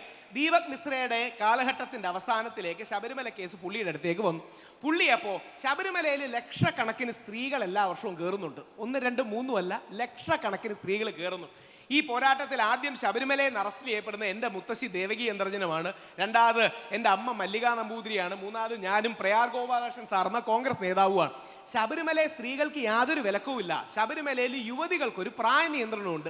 ഇതിനെ നിങ്ങൾക്ക് അംഗീകരിക്കാതിരിക്കാം. പക്ഷേ ഇതിനെ സ്ത്രീ വിവേചനമായി ചിത്രീകരിച്ച് 4-1 എന്ന തെറ്റായ സുപ്രീം കോടതി വിധിന്യായം വന്നതിന് പിന്നിൽ ഇന്ത്യയിലെ ഡീപ് സ്റ്റേറ്റ്, ഇന്ത്യയിലെ ആഴമേറിയ ഡീപ് സ്റ്റേറ്റിൻ്റെ ഉള്ളിലെ ഈ തീവ്ര ബ്രാഹ്മണിക്കൽ എലിമെന്റ്സ് അവർ യൂണിഫോം സിവിൽ കോഡ് കൊണ്ടുവരാൻ വേണ്ടിയുള്ള കളം നിർമ്മിക്കലാണ്. അതായത് ഹിന്ദു സ്ത്രീകൾക്ക് വേണ്ടി ഞങ്ങൾ വലിയ എന്തോ ഒരു ത്യാഗം ചെയ്തു, ഇനി മുസ്ലിം സ്ത്രീകളെ രക്ഷിക്കാനായി യൂണിഫോം സിവിൽ കോഡ് കൊണ്ടുവരാം. ഈ കള്ളത്തരത്തിന് വേണ്ടിയാണ് ചെയ്തത്. ഇത് വലിയ രഹസ്യമൊന്നുമല്ല. ഇത് സുബ്രഹ്മണ്യ സ്വാമിയെ പോലുള്ളവർ പരസ്യമായി പറഞ്ഞിട്ടുണ്ട്. അതായത് ഹിന്ദുക്കളെ ഉദ്ദേശിച്ചല്ല, മുസ്ലിങ്ങൾക്കിട്ടുള്ള പണിയായിരുന്നു. കൃത്യം പറഞ്ഞാൽ ശബരിമല വിധിയുടെ അന്തസത്ത എന്ന് പറഞ്ഞാൽ മുസ്ലിം ക്രിസ്ത്യൻ ന്യൂനപക്ഷങ്ങളുടെ അവകാശങ്ങൾക്ക് മേളിൽ ആർട്ടിക്കിൾ 44 എന്ന യൂണിഫോം സിവിൽ കോഡ് കൊണ്ടുവന്ന് ആർട്ടിക്കിൾ 25 അധികാരങ്ങൾ പരിമിതപ്പെടുത്തുക എന്നുള്ളതാണ്. ഇത് ആലോചിച്ച് പറയുന്നൊന്നുമല്ല. ഇങ്ങനെ തന്നെ സുബ്രഹ്മണ്യ സ്വാമി അടക്കമുള്ളവർ ട്വീറ്റ് ചെയ്തിട്ടുണ്ട്. സുബ്രഹ്മണ്യ സ്വാമി എന്ന് പറഞ്ഞാൽ മുസ്ലിം വിരുദ്ധ പരാമർശം നടത്തിയതിന് ഹാർവേഡിൽ പ്രൊഫസർ സ്ഥാനം പോയൊരു വ്യക്തിയാണ്. സുബ്രഹ്മണ്യ സ്വാമി പറയുന്നത് പട്ടാളത്തെ ഉപയോഗിച്ച് ശബരിമല യുവതികളെ കയറ്റണം, എന്നിട്ട് യൂണിഫോം സിവിൽ കോഡ് നടപ്പാക്കണമെന്നാണ്. ഇത് ഞങ്ങളുടെ ഹിന്ദു മനസ്സിലെ ഒരു ആത്മീയ ശൂന്യതയാണ്. അതായത് എപ്പോഴും ആരെങ്കിലും കുതിര കയറാൻ വേണം, എപ്പോഴെങ്കിലും ആരുടെയെങ്കിലും മെക്കിട്ട് കയറണം. അങ്ങനെ മെക്കിട്ട് കയറുമ്പോഴാണ് നമുക്ക് അതിൻ്റെ കാര്യം എന്ന് പറഞ്ഞാൽ ക്രിസ്ത്യാനികൾക്ക് ഞായറാഴ്ചയും മുസ്ലിങ്ങൾക്ക് വെള്ളിയാഴ്ചയും ഉള്ളതുപോലെ ഞങ്ങൾക്കൊരു ആത്മീയ പഠനവും കാര്യങ്ങളും ഇല്ല. അപ്പോൾ എപ്പോഴും ഒരു യുദ്ധസമാനമായ സംഘർഷ സാധ്യത വേണം. ഞാൻ അന്നു മുതലേ ഇത് പറയുന്നുണ്ട്. നിങ്ങൾക്ക് അറിയുമ്പം കൗതുകം തോന്നും. എനിക്ക് CPM-ന്റെ പല പരിപാടികളും ഞാൻ എന്നെ വിളിച്ചിട്ടുണ്ട് കേട്ടോ. പല ആൾക്കാരും വിചാരിക്കും ഞാൻ കടുത്ത CPM വിരുദ്ധനാണ്. CPM മാറി കോൺഗ്രസ് അടുത്ത ഭരണത്തിൽ UDF ഭരണത്തിൽ വരണമെന്ന് വിശ്വസിക്കുന്ന സാധാരണ മലയാളിയാണ്. പക്ഷെ എനിക്ക് CPM-കാരോട് വിരോധമൊന്നുമില്ല. ചെക്കുവേരയുടെ മോള് വന്നപ്പോഴും എന്നെ വിളിച്ചിരുന്നു, ഞാൻ പോയി കാണുകയൊക്കെ ചെയ്തു. CPM-കാർക്ക് ഇതുവരെ ഇതിൻ്റെ രാഷ്ട്രീയം മനസ്സിലായിട്ടില്ല. അതായത് സ്ത്രീകൾക്ക് വേണ്ടി ഒന്നും കൊണ്ടുവന്നതല്ല, വളഞ്ഞ വഴിയിലൂടെ മുസ്ലിം ക്രിസ്ത്യൻ അവകാശങ്ങൾ ഭരണഘടനാപരമായി എടുത്തു കളയാൻ വേണ്ടി ജസ്റ്റിസ് ദീപക് മിശ്ര കൊണ്ടുവന്നൊരു കാര്യമാണ്. എനിക്കെതിരെ സുപ്രീം കോടതിയിൽ അവർ കണ്ടംപ്റ്റിന്റെ കേസിൽ പോയി. അത് ദീപക് മിശ്ര ഒരിക്കലും എടുക്കില്ല. കാര്യം അയാൾ കള്ളത്തരം ചെയ്തതാണ്. ഇപ്പൊ എനിക്ക് എന്ത് ചെയ്യാൻ പറ്റും? കള്ളനെ മഹാത്മാഗാന്ധി എന്ന് വിളിക്കാൻ പറ്റൂല്ലോ. ഞാൻ അദ്ദേഹത്തെ ഇന്ത്യയുടെ ചീഫ് ജസ്റ്റിസ് രാജാവ് നഗ്നനാണെന്ന് പറയുന്നത് പോലെ ചീഫ് ജസ്റ്റിസ് നഗ്നനാണെന്നും ചീഫ് ജസ്റ്റിസ് കള്ളനാണെന്നും പറഞ്ഞതിന് പുള്ളിയുടെ ബെഞ്ചിൽ തന്നെ ഒരുപാട് പേര് പരാതിയായിട്ട് പോയി. എനിക്കൊന്നും ചെയ്യാൻ പറ്റില്ല, പുള്ളി അങ്ങനെ കള്ളത്തരം ചെയ്തതാണ്. ഈ രാഷ്ട്രീയം ഇന്നേ വരെ CPM-ന്റെ പല ആൾക്കാർക്കും മനസ്സിലായിട്ടില്ല. ഇതാണ് വളഞ്ഞ വഴിയിലൂടെ നിലപാട് മാറ്റി. CPM ഇപ്പം നിലപാട് മാറ്റി. പക്ഷേ എനിക്കറിയില്ല എത്ര പേര് ബോധ്യത്തിലാണ് നിലപാട് മാറ്റിയത്. ഞാൻ ഇപ്പോഴും നിങ്ങൾക്ക് കൗതുകം തോന്നുന്നൊരു കാര്യം പറയാം. ഇന്നും, അതായത് 2025 ഒക്ടോബർ 26 കേരളത്തിൽ 2 പേരേ ഉള്ളൂ ശബരിമല യുവതികളെ കയറ്റണമെന്ന് പറയുന്നത്. ആരൊക്കെയാണെന്ന് അറിയാം? അത് CPM-കാരല്ല, കോൺഗ്രസ്സുകാരല്ല, പകരം RSS-ന്റെ ഹിന്ദു ഐക്യതയുടെ തലവനായ ശ്രീ RV ബാബുവും BJP-യുടെ ഇന്റലക്ച്വൽ ഹെഡായിരുന്ന ശ്രീ TG മോഹൻദാസ്. രണ്ടുപേരും മുസ്ലിം വിരുദ്ധ പരാമർശങ്ങൾക്ക് കേസ് നേരിട്ടിട്ടുണ്ട്. കേസരിയിലും ലേഖനം വന്നിരുന്നു. കേസരി ലേഖനം അല്ല, ഇത് പണ്ടത്തെ അല്ല കേട്ടോ. ഇന്ന് 2025 ഒക്ടോബർ 26 ശബരിമല യുവതികളെ കയറ്റണമെന്ന് പറയുന്ന ഈ 2 പേരാ. എന്താ കാര്യം? യുവതികളെ കയറ്റിയാലേ യൂണിഫോം സിവിൽ കോഡിന് വേണ്ടിയുള്ള ഒരു പാലം ഉണ്ടാകും. ഇനി 2, ഞാൻ പല മുസ്ലിം സമൂഹത്തിലെ സുഹൃത്തുക്കളോടും ചോദിക്കുമ്പോൾ യൂണിഫോം സിവിൽ കോഡിനെ കുറിച്ച് എന്താ അഭിപ്രായം എന്നൊക്കെ ചോദിക്കുമ്പോൾ അവർക്ക് ചെറിയൊരു പരിങ്ങലാണ്. ഇനി ഞാൻ പറഞ്ഞു കഴിഞ്ഞാൽ ഞാൻ മതേതരനല്ലാതാകുമോ, നമുക്ക് പുരോഗമനം ഇല്ലാതാകുമോ? എന്നെ ഒരിക്കൽ കമാൽ പാഷ സാർ വിളിച്ചിട്ട് പറഞ്ഞു, യൂണിഫോം സിവിൽ കോഡിനെ പോലുള്ള കാര്യങ്ങൾ നമുക്ക് ചിന്തിക്കാൻ നല്ലതാണ്. ഞാൻ പറഞ്ഞു, സാറേ അല്ല, ഇന്ത്യൻ ഭരണഘടന അമൃതാണെങ്കിൽ ആ അമൃതിന്റെ കൂടെ അടങ്ങിയിരിക്കുന്ന വിഷമാണ്, കാലകൂട വിഷമാണ് യൂണിഫോം സിവിൽ കോഡ്. അത് പറയുന്നത് എനിക്കും അറിയില്ലായിരുന്നു. ഇത് ഞാൻ വായിച്ചു പഠിച്ചത് RSS-ന്റെ സർസംഘചാലകായിരുന്ന ഗുരുജി ഗോൾവൽക്കറിൽ നിന്നാണ്. ഈ ഗുരുജി ഗോൾവൽക്കർ ഒരു കാലത്ത് ഒരു തീവ്ര സ്വരക്കാരനായിരുന്നു. മുസ്ലിമും ക്രിസ്ത്യാനിയും കമ്മ്യൂണിസ്റ്റുകാരനും നമ്മുടെ ശത്രുക്കളാണെന്ന് എഴുതി വെച്ചിട്ടുണ്ട്. പറച്ചിലല്ല, എഴുതി വെച്ചിട്ടുണ്ട്. ഈ മനുഷ്യൻ കുറെ കഴിഞ്ഞപ്പം നന്നായി, കുറെ കൂടെ ഒരു മധ്യമാർഗത്തിലേക്ക് വന്നു. ഇനി അടുത്ത വരി പ്രത്യേകിച്ച് മുസ്ലിം സമൂഹം ശ്രദ്ധിക്കണം. മുസ്ലിങ്ങൾക്കും കൂടെ ഉള്ളൊരു തെറ്റിദ്ധാരണയാണ്. അദ്ദേഹം പറയുന്നു, ഞങ്ങൾ ഹിന്ദുക്കളിൽ ചില ആൾക്കാർക്ക് മുസ്ലിങ്ങൾ 4 കല്യാണം കഴിച്ച് അവരുടെ ജനസംഖ്യ കൂടുന്നു എന്ന തെറ്റിദ്ധാരണയുണ്ട്. ഇത് കാരണമാണ് യൂണിഫോം സിവിൽ കോഡ് വേണമെന്ന് പറയുന്നത്. ഇന്ത്യക്ക് വേണ്ടത് യൂണിഫോം സിവിൽ കോഡ് അല്ല, ഹിന്ദു മുസ്ലിം സാഹോദര്യമാണ്. ഈ ഹിന്ദു മുസ്ലിം സാഹോദര്യത്തിന്റെ അടിസ്ഥാനത്തിൽ നമുക്ക് മുമ്പോട്ട് പോകണം. എന്നിട്ട് അദ്ദേഹം പറഞ്ഞ് അവസാനിപ്പിക്കുന്നത്, ഒരുപക്ഷെ ഒരു മുസ്ലിം ലീഗുകാരനോ ഒരു ജമാഅത്തെ ഇസ്ലാമിക്കാരനോ ഇസ്ലാമിക സ്കോളറോ പറയുന്നതിനപ്പുറം പുള്ളി പറയുന്നത് യൂണിഫോം സിവിൽ കോഡ് ഇന്ത്യയെ നശിപ്പിക്കും. യേ ഏകരൂപത രാഷ്ട്രോം കെ വിനാശ് കെ കാരൻ ഹെ. ഇത് സത്യം പറഞ്ഞാൽ 99% RSSകാർക്കും അറിയില്ല, 99% BJPക്കാർക്കും അറിയില്ല. എനിക്ക് വ്യക്തിപരമായ ഇഷ്ടവും പരിചയമുള്ള ആളാണ് ശ്രീ സുരേഷ് ഗോപി. ശ്രീ സുരേഷ് ഗോപി പല വേദിയിലും എന്ന് പറയുന്നത് ഞാൻ കേട്ടിട്ടുണ്ട്, യൂണിഫോം സിവിൽ കോഡ് വന്നാൽ ഞങ്ങളുടെ ഇടയിലുള്ള ജാതീയത ഇല്ലാതാകും. ആ പാവ മനുഷ്യൻ അങ്ങനെ ധരിക്കുകയാണ്. എന്ന് പറഞ്ഞ് ഞാൻ അദ്ദേഹത്തെ പേഴ്സണലി ഫോണിൽ വിളിച്ചിട്ട് ഞാൻ നിങ്ങൾക്കൊരു ലെക്ചർ തരാം എന്ന് പറഞ്ഞ് എനിക്ക് സംസാരിക്കാൻ പറ്റില്ല. പകരം ഇത്തരം ചർച്ചകളിലൂടെ അദ്ദേഹം മനസ്സിലാക്കണം, അദ്ദേഹത്തിൻ്റെ പാർട്ടിയുടെ ഏറ്റവും വലിയ ഗുരു പറഞ്ഞിരിക്കുന്നത് യൂണിഫോം സിവിൽ കോഡ് ഇന്ത്യയെ നശിപ്പിക്കുമെന്നാണ്. നമുക്ക് വേണ്ടത് ഏകതയല്ല, ഐക്യമാണ്, ഒരുമയാണ്, വൈവിധ്യങ്ങളെ ഒരുമിച്ച് ചേർക്കുന്നതാ. ഈ തിരിച്ചറിവ് നിങ്ങൾക്ക് ഇടതിനും വലതിനും മധ്യത്തിനും എല്ലാത്തിനും കൊടുക്കാൻ കഴിയണം. അങ്ങനെ മാത്രമേ നമുക്ക് ഇന്ത്യയെ മുമ്പോട്ട് കൊണ്ടുപോകാൻ കഴിയും. അതുകൊണ്ട് മുസ്ലിം ലീഗ് പോലൊരു പ്രസ്ഥാനത്തിൻ്റെ ഏറ്റവും വലിയ പങ്ക്, ഞാൻ അദ്ദേഹത്തിൻ്റെ സാഗർ ഷെരീഫിയുടെ ഒരു വീഡിയോ ഉണ്ട്, മുസ്ലിം ലീഗിൻ്റെ പേരിൽ തന്നെ മുസ്ലിം ഉണ്ട്, അതുകൊണ്ട് മുസ്ലിം മതേതരമാണോ? ഞാൻ ടൈംസ് നൗവിൽ ഒരു ചർച്ചയ്ക്ക് ഇരുന്നിരുന്നു. ശ്രീ രാഹുൽ ഗാന്ധി വിദേശത്ത് പോയി മുസ്ലിം ലീഗ് മതേതര പാർട്ടിയാണെന്ന് പറഞ്ഞത്. ഞാനപ്പോൾ ശക്തമായിട്ട് പറഞ്ഞു, ഒരു കാരണവശാലും മുസ്ലിം ലീഗ് മതേതര പാർട്ടി അല്ല, മുസ്ലിം ലീഗ് ഒരു മതസൗഹാർദ്ദ പാർട്ടിയാണ്, ബഹുസ്വര പാർട്ടിയാണ്. ഇന്ന് മഹാത്മാഗാന്ധി ജീവിച്ചിരുന്നെങ്കിൽ മഹാത്മാഗാന്ധിക്ക് ഏറ്റവും ഇഷ്ടപ്പെടുന്ന പാർട്ടി മുസ്ലിം ലീഗ് ആയിരിക്കും. കാരണം ഒരു കയ്യിൽ സമുദായത്തിൻ്റെ താല്പര്യം, മറു കയ്യിൽ എല്ലാവരുടെയും താല്പര്യം. ഈ ബാലൻസ് ആണ് ചെയ്യേണ്ടത്. ഇതാണ് മഹാത്മാഗാന്ധി ചെയ്തത്. മഹാത്മാഗാന്ധി മതേതരവാദി ആയിരുന്നില്ല, മഹാത്മാഗാന്ധി മതസൗഹാർദ്ദവാദിയായിരുന്നു. മഹാത്മാഗാന്ധി സെക്കുലർ ആയിരുന്നില്ല, മഹാത്മാഗാന്ധി പ്ലൂറലിസ്റ്റിക് ആയിരുന്നു. ഇത് ഞാൻ പറയുന്നതല്ല, മഹാത്മാഗാന്ധി എന്ന് പറയുന്നതാണ്. അതായത് ഞാൻ മഹാത്മാഗാന്ധിയുടെ ദർശനങ്ങൾ വായിച്ച് അതിനെ സിംപ്ലിഫൈ ചെയ്ത് എൻ്റേതായിട്ടൊരു വാദം ഉണ്ടാക്കുകയല്ല. എന്തിന്? ആധുനിക കാലത്ത് ശ്രീ ശശി തരൂർ അദ്ദേഹത്തിൻ്റെ വളരെ പ്രസിദ്ധമായ ബ്രിട്ടീഷ് സാമ്രാജ്യത്തെക്കുറിച്ചുള്ള പുസ്തകത്തിൽ മഹാത്മാഗാന്ധിയെ ആഗോള ഓഡിയൻസിന് ഇൻട്രൊഡ്യൂസ് ചെയ്യുന്നത് the Hindu activist who defeated the British empire എന്നാണ്. ബ്രിട്ടീഷ് സാമ്രാജ്യത്വത്തെ തോൽപ്പിച്ച ഹിന്ദു ആക്ടിവിസ്റ്റ് എന്നാണ്. ഈ ഹിന്ദു മുസ്ലിം ഐക്യം എന്നുള്ള ആശയം മുമ്പോട്ട് വെക്കുന്നതിന് പകരം ഇനിയും കമ്മ്യൂണിസ്റ്റുകാർ, ഇടതുപക്ഷ ചായയുള്ള ആരെങ്കിലും ഇത് കേൾക്കുകയാണെങ്കിൽ അവർ അറിഞ്ഞിരിക്കണം, 1947 ഓഗസ്റ്റ് 15 ഉച്ചയ്ക്ക് 2 മണിക്ക് കുറച്ച് കമ്മ്യൂണിസ്റ്റ് സുഹൃത്തുക്കൾ മഹാത്മാഗാന്ധിയെ കാണാൻ പോകുന്നുണ്ട്. മഹാത്മാഗാന്ധി ബംഗാളിലാണ്. ഹിന്ദു മുസ്ലിം ഐക്യം കൊണ്ടുവരാൻ ശ്രമിക്കുക. മഹാത്മാഗാന്ധി കമ്മ്യൂണിസ്റ്റുകാരോട് അഭ്യർത്ഥിക്കുന്നത്, ഞാൻ സോഷ്യലിസ്റ്റാണ്, നിങ്ങൾ കമ്മ്യൂണിസ്റ്റാണ്, പക്ഷേ നമ്മൾ രണ്ടും ഹിന്ദു മുസ്ലിം ഐക്യത്തിന് വേണ്ടി പ്രവർത്തിക്കണമെന്നാണ്. മതേതരത്വത്തിന് വേണ്ടി പ്രവർത്തിക്കണമെന്നല്ല, ഹിന്ദു മുസ്ലിം ഐക്യത്തിന് വേണ്ടി പ്രവർത്തിക്കണമെന്നാണ്. ഈ ബാലൻസ് ആണ് അതിൻ്റെ ആത്മാവ്. ഈ ബാലൻസ് ചിലപ്പോഴെങ്കിലും നമ്മുടെ കോൺഗ്രസ് പാർട്ടിയിലെ ആൾക്കാർ മറന്നു. അതായത് കോൺഗ്രസ് പാർട്ടിയിലെ ആൾക്കാർ ഇടതുപക്ഷത്തേക്ക് പോകുമ്പോൾ പെട്ടെന്ന് മതേതരന്മാരാവും, നിങ്ങളുടെ അടുത്ത് വരുമ്പോൾ പെട്ടെന്ന് വേറെയാവും. അങ്ങനെയല്ല, ഈ ബാലൻസ് എടുത്താൽ മതി. ആ ബാലൻസിലാണ് ഇന്ത്യയുടെ ആത്മാവ്. ഈ കേരളത്തിലേക്ക് വരുമ്പോൾ ഇപ്പോൾ സംഘപരിവാർ ഇപ്പോൾ ഇതിൻ്റെ തുടർച്ചയായിട്ട് പറയുകയാണെങ്കിൽ സംഘപരിവാർ വളരെ കൃത്യമായിട്ട് ചെയ്തുകൊണ്ടിരിക്കുന്ന ഒരു കാര്യം, ഈ മതസൗഹാർദ്ദത്തിൻ്റെ എലമെൻസുകളൊക്കെ ഹിന്ദു മതത്തിൽ നിന്ന് എടുത്തു കളയാണ്. അതിൻ്റെ ഭാഗമായിട്ടാണ് പിന്നെ വാവരസ്വാമിയെ നിഷേധിക്കുന്നു. അതുപോലെ തന്നെ ഈ മഹാബലി വാമനാവതാരത്തിൽ ഈ വാവരസ്വാമിയുടെ ഒരു കാര്യം നിങ്ങൾ ശ്രദ്ധിക്കണം, പ്രത്യേകിച്ച് കേരളത്തിലെ ഇന്ന് ജീവിക്കുന്ന ഓരോ മുസ്ലിമും ശ്രദ്ധിക്കണം. അതായത് വാവര് പള്ളിയുണ്ട്, നിങ്ങൾ പലരും കേട്ടുകാണ്, വെരിമേരി വാവര് പള്ളി. അതിൻ്റെ ഇപ്പുറത്തൊരു ഹിന്ദു ക്ഷേത്രമുണ്ട്, അയ്യപ്പൻ്റെ ക്ഷേത്രം. ആ ക്ഷേത്രത്തിലൊരു വാവര് നടയുണ്ട്, അതായത് വാവരുടെ ഓർമ്മയ്ക്ക് വേണ്ടി വെച്ചിരിക്കുന്ന നട. ഇന്നും ഇന്നെന്ന് പറഞ്ഞാൽ 2025 ഒക്ടോബർ 26 പോയി നോക്കിയാൽ ഇന്നും അവിടെ വലിയൊരു ഇങ്ങനെ ഒരു ആർച്ച് മാത്രമേ നിങ്ങൾക്ക് കാണാൻ പറ്റൂ. അവിടെ ഒരു വിഗ്രഹമോ പ്രതിമയോ വെച്ചിട്ടില്ല. ഞാൻ എൻ്റെ 6ഓ 7ഓ വയസ്സിലാണ് ശബരിമലയിൽ ആദ്യമായിട്ട് പോണത്. ഞാനപ്പോൾ മുത്തശ്ശനോട് ചോദിച്ചു, എൻ്റെ മുത്തശ്ശനാണ് ശബരിമലയിൽ ഏറ്റവും കൂടുതൽ കാര്യം തന്ത്രിയായിരുന്നത്. മുത്തശ്ശനോട് ചോദിച്ചു, മുത്തശ്ശ ഇവിടത്തെ ആൾ എവിടെ പോയി? ഇവിടെ ഒരു ആർച്ച് മാത്രമേ ഉള്ളൂ, പുള്ളിയെ കാണുന്നില്ലല്ലോ. മുത്തശ്ശൻ പറഞ്ഞു, അത് മറ്റൊരു പാതയാണ്, അത് സഗുണാരാധനയല്ല, മറ്റൊരു തലത്തിൽ ദൈവത്തെ മനസ്സിലാക്കുന്ന, അതിനെ ആദരിക്കുന്ന, ആരാധിക്കുന്ന പാതയാണ്. അതുകൊണ്ട് വാവരസ്വാമി ഇസ്ലാമാണ്. പരിശുദ്ധ ഇസ്ലാമിനെ നമ്മൾ ബഹുമാനിക്കാൻ തീരുമാനിച്ചപ്പോൾ വാവർക്ക് ഹലാലായതേ തൻ്റെ അമ്പലത്തിനുള്ളിൽ പോലും പാടുള്ളൂ. അതായത് വാവർക്ക് ഹറാമാണ് ഏതെങ്കിലും രീതിയിലുള്ള രൂപത്തെ ആദരിക്കുന്നത്. അതുകൊണ്ട് നമ്മൾ വാവരസ്വാമിയെ ആദരിക്കാൻ തീരുമാനിച്ചപ്പോൾ വാവരുടെ തിയോളജി, ദൈവശാസ്ത്രം, വാവരെ പരിശുദ്ധ ഖുർആൻ എന്ത് പറയുന്നു എന്ന് നോക്കിയാണ് നമ്മുടെ അമ്പലത്തിനകത്തുള്ളിൽ പോലും വെച്ചിരിക്കുന്നത്.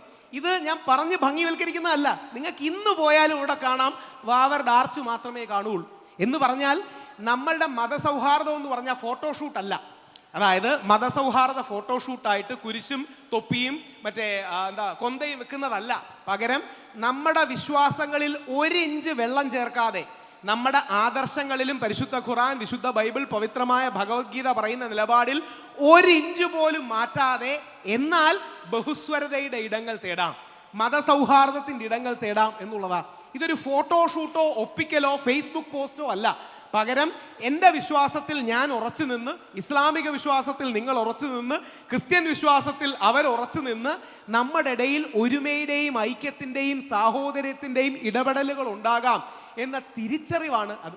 ഞാൻ ഇടയ്ക്ക് ഒരുപാട് എക്സ് മുസ്ലിങ്ങളോട് തർക്കിക്കാൻ പോകും. പ്രത്യേകിച്ച് നമ്മുടെ നാട്ടിൽ ഇസ്ലാമോഫോബിയ ഇപ്പോൾ ഏറ്റവും പകർത്തുന്നത് ഈ എക്സ് മുസ്ലിംസാണ്. അപ്പം അവർ പലപ്പോഴും പറയും മുസ്ലിം സമൂഹത്തിൻ്റെ സംഘടിത ശക്തി കൊണ്ടാണ് പല ആൾക്കാരും മുസ്ലിം സമൂഹത്തെ സപ്പോർട്ട് ചെയ്യുന്നത്. ഞാനപ്പോൾ അവരോട് ചൂണ്ടിക്കാണിക്കും, സ്വാമി വിവേകാനന്ദൻ AD 1900, അതായത് 125 വർഷം മുമ്പ് അമേരിക്കയിലെ കാലിഫോർണിയയിൽ ഒരു പ്രസംഗം നടത്തുന്നുണ്ട്. കേൾക്കാൻ ഒരു മുസ്ലിം പോലും ഇല്ല. അതാണ് അതിലെ പോയിന്റ്. കേൾക്കാൻ ഒരു മുസ്ലിം പോലും ഇല്ല. കൂടുതൽ ക്രിസ്ത്യാനികൾ, ജൂതന്മാർ, ചിലപ്പം കുറച്ച് ഹിന്ദുക്കൾ കാണും. അതിൽ വിവേകാനന്ദൻ പറയുന്നത് ലോക ചരിത്രത്തിലെ 4 വേൾഡ് ടീച്ചേഴ്സ് ആണ്, അല്ലെങ്കിൽ വിശ്വഗുരുക്കന്മാർ, ലോകാരാധ്യന്മാർ, ലോക പ്രവാചകന്മാർ 4 പേരാണ്. 4 പേരെ വിദേശ ഓഡിയൻസിന് പരിചയപ്പെടുത്തുക: ശ്രീകൃഷ്ണൻ, ബുദ്ധൻ, യേശു ക്രിസ്തു, പ്രവാചകൻ മുഹമ്മദ്. എന്നിട്ട് പ്രവാചകൻ മുഹമ്മദ് നബിയെ കുറിച്ച് വിവേകാനന്ദ സ്വാമി പറയുന്നത് സമത്വത്തിന്റെ പ്രവാചകനാണ്, ഐക്യത്തിന്റെ പ്രവാചകനാണ്.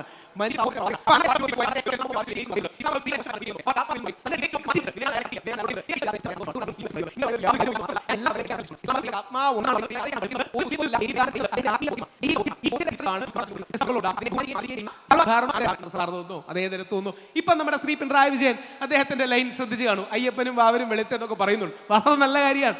ഏത് പാർട്ടിക്കാരൻ പറഞ്ഞാലും നമ്മൾ ഇതിനെ സ്വാഗതം ചെയ്യേണ്ടതാണ്. ഈ ലൈൻ, ഇതിനെ ഗാന്ധിയൻ ലൈൻ എന്നാണ് വിളിക്കുന്നത്, അല്ലെങ്കിൽ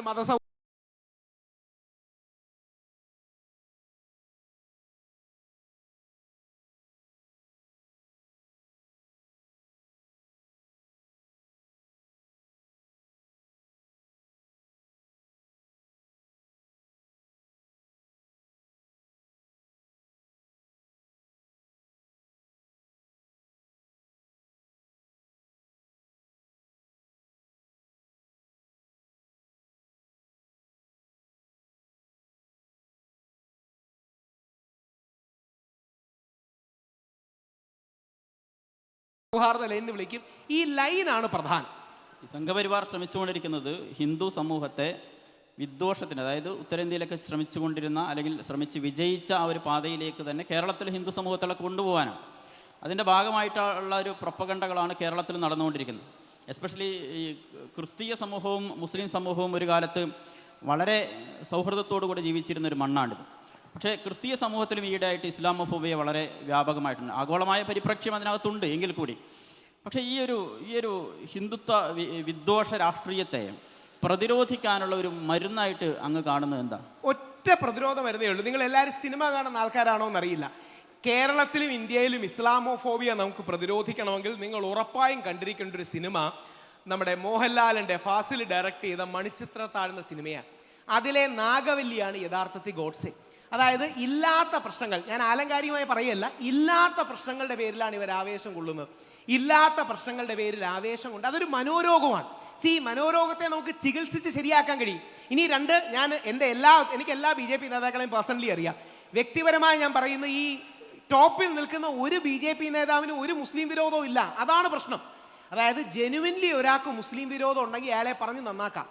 അവരിൽ പല ആൾക്കാരും മുസ്ലിം വിരോധം ഒരു കൺസോളിഡേഷൻ ടൂൾ, അല്ലെങ്കിൽ വേർതിരിക്കലിൻ്റെ ടൂൾ, ആയുധമായിട്ട് ഉപയോഗിക്കുകയാണ്. അല്ലെങ്കിൽ നമ്മുടെ സുരേന്ദ്രൻജി, BJPയിലെ സുരേന്ദ്രൻജി വന്നിട്ട് ഇവിടെ മറ്റേ റംസാൻ നോമ്പ് കാലത്ത് കഞ്ഞി കിട്ടുന്നില്ല എന്ന് കള്ളം പറയൂ. നമ്മുടെ ഇഷ്ടമുള്ള, എനിക്ക് ആദരണീയനായ വെള്ളാപ്പള്ളി നടേശൻ സാറ് വന്നിട്ട് ഇവിടെ വരുമ്പോൾ മലപ്പുറത്ത് ശ്വസിക്കാൻ പറ്റുന്നില്ല.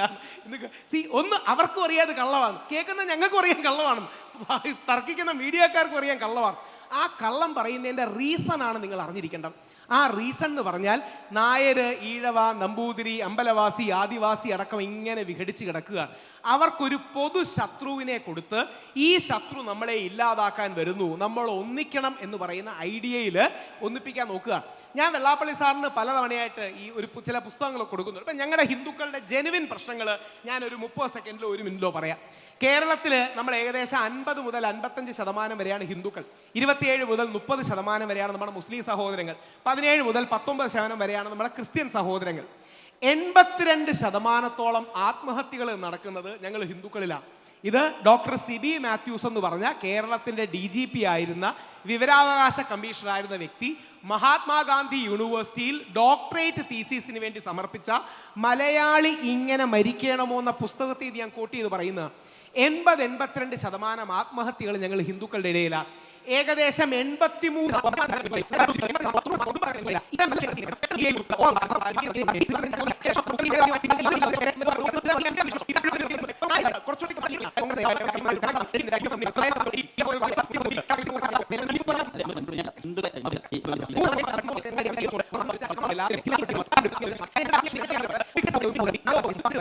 മണിക്കൂർ ആത്മീയ വിദ്യാഭ്യാസം നേടുന്നുണ്ട്. പരിശുദ്ധ ഖുർആനെ കുറിച്ച്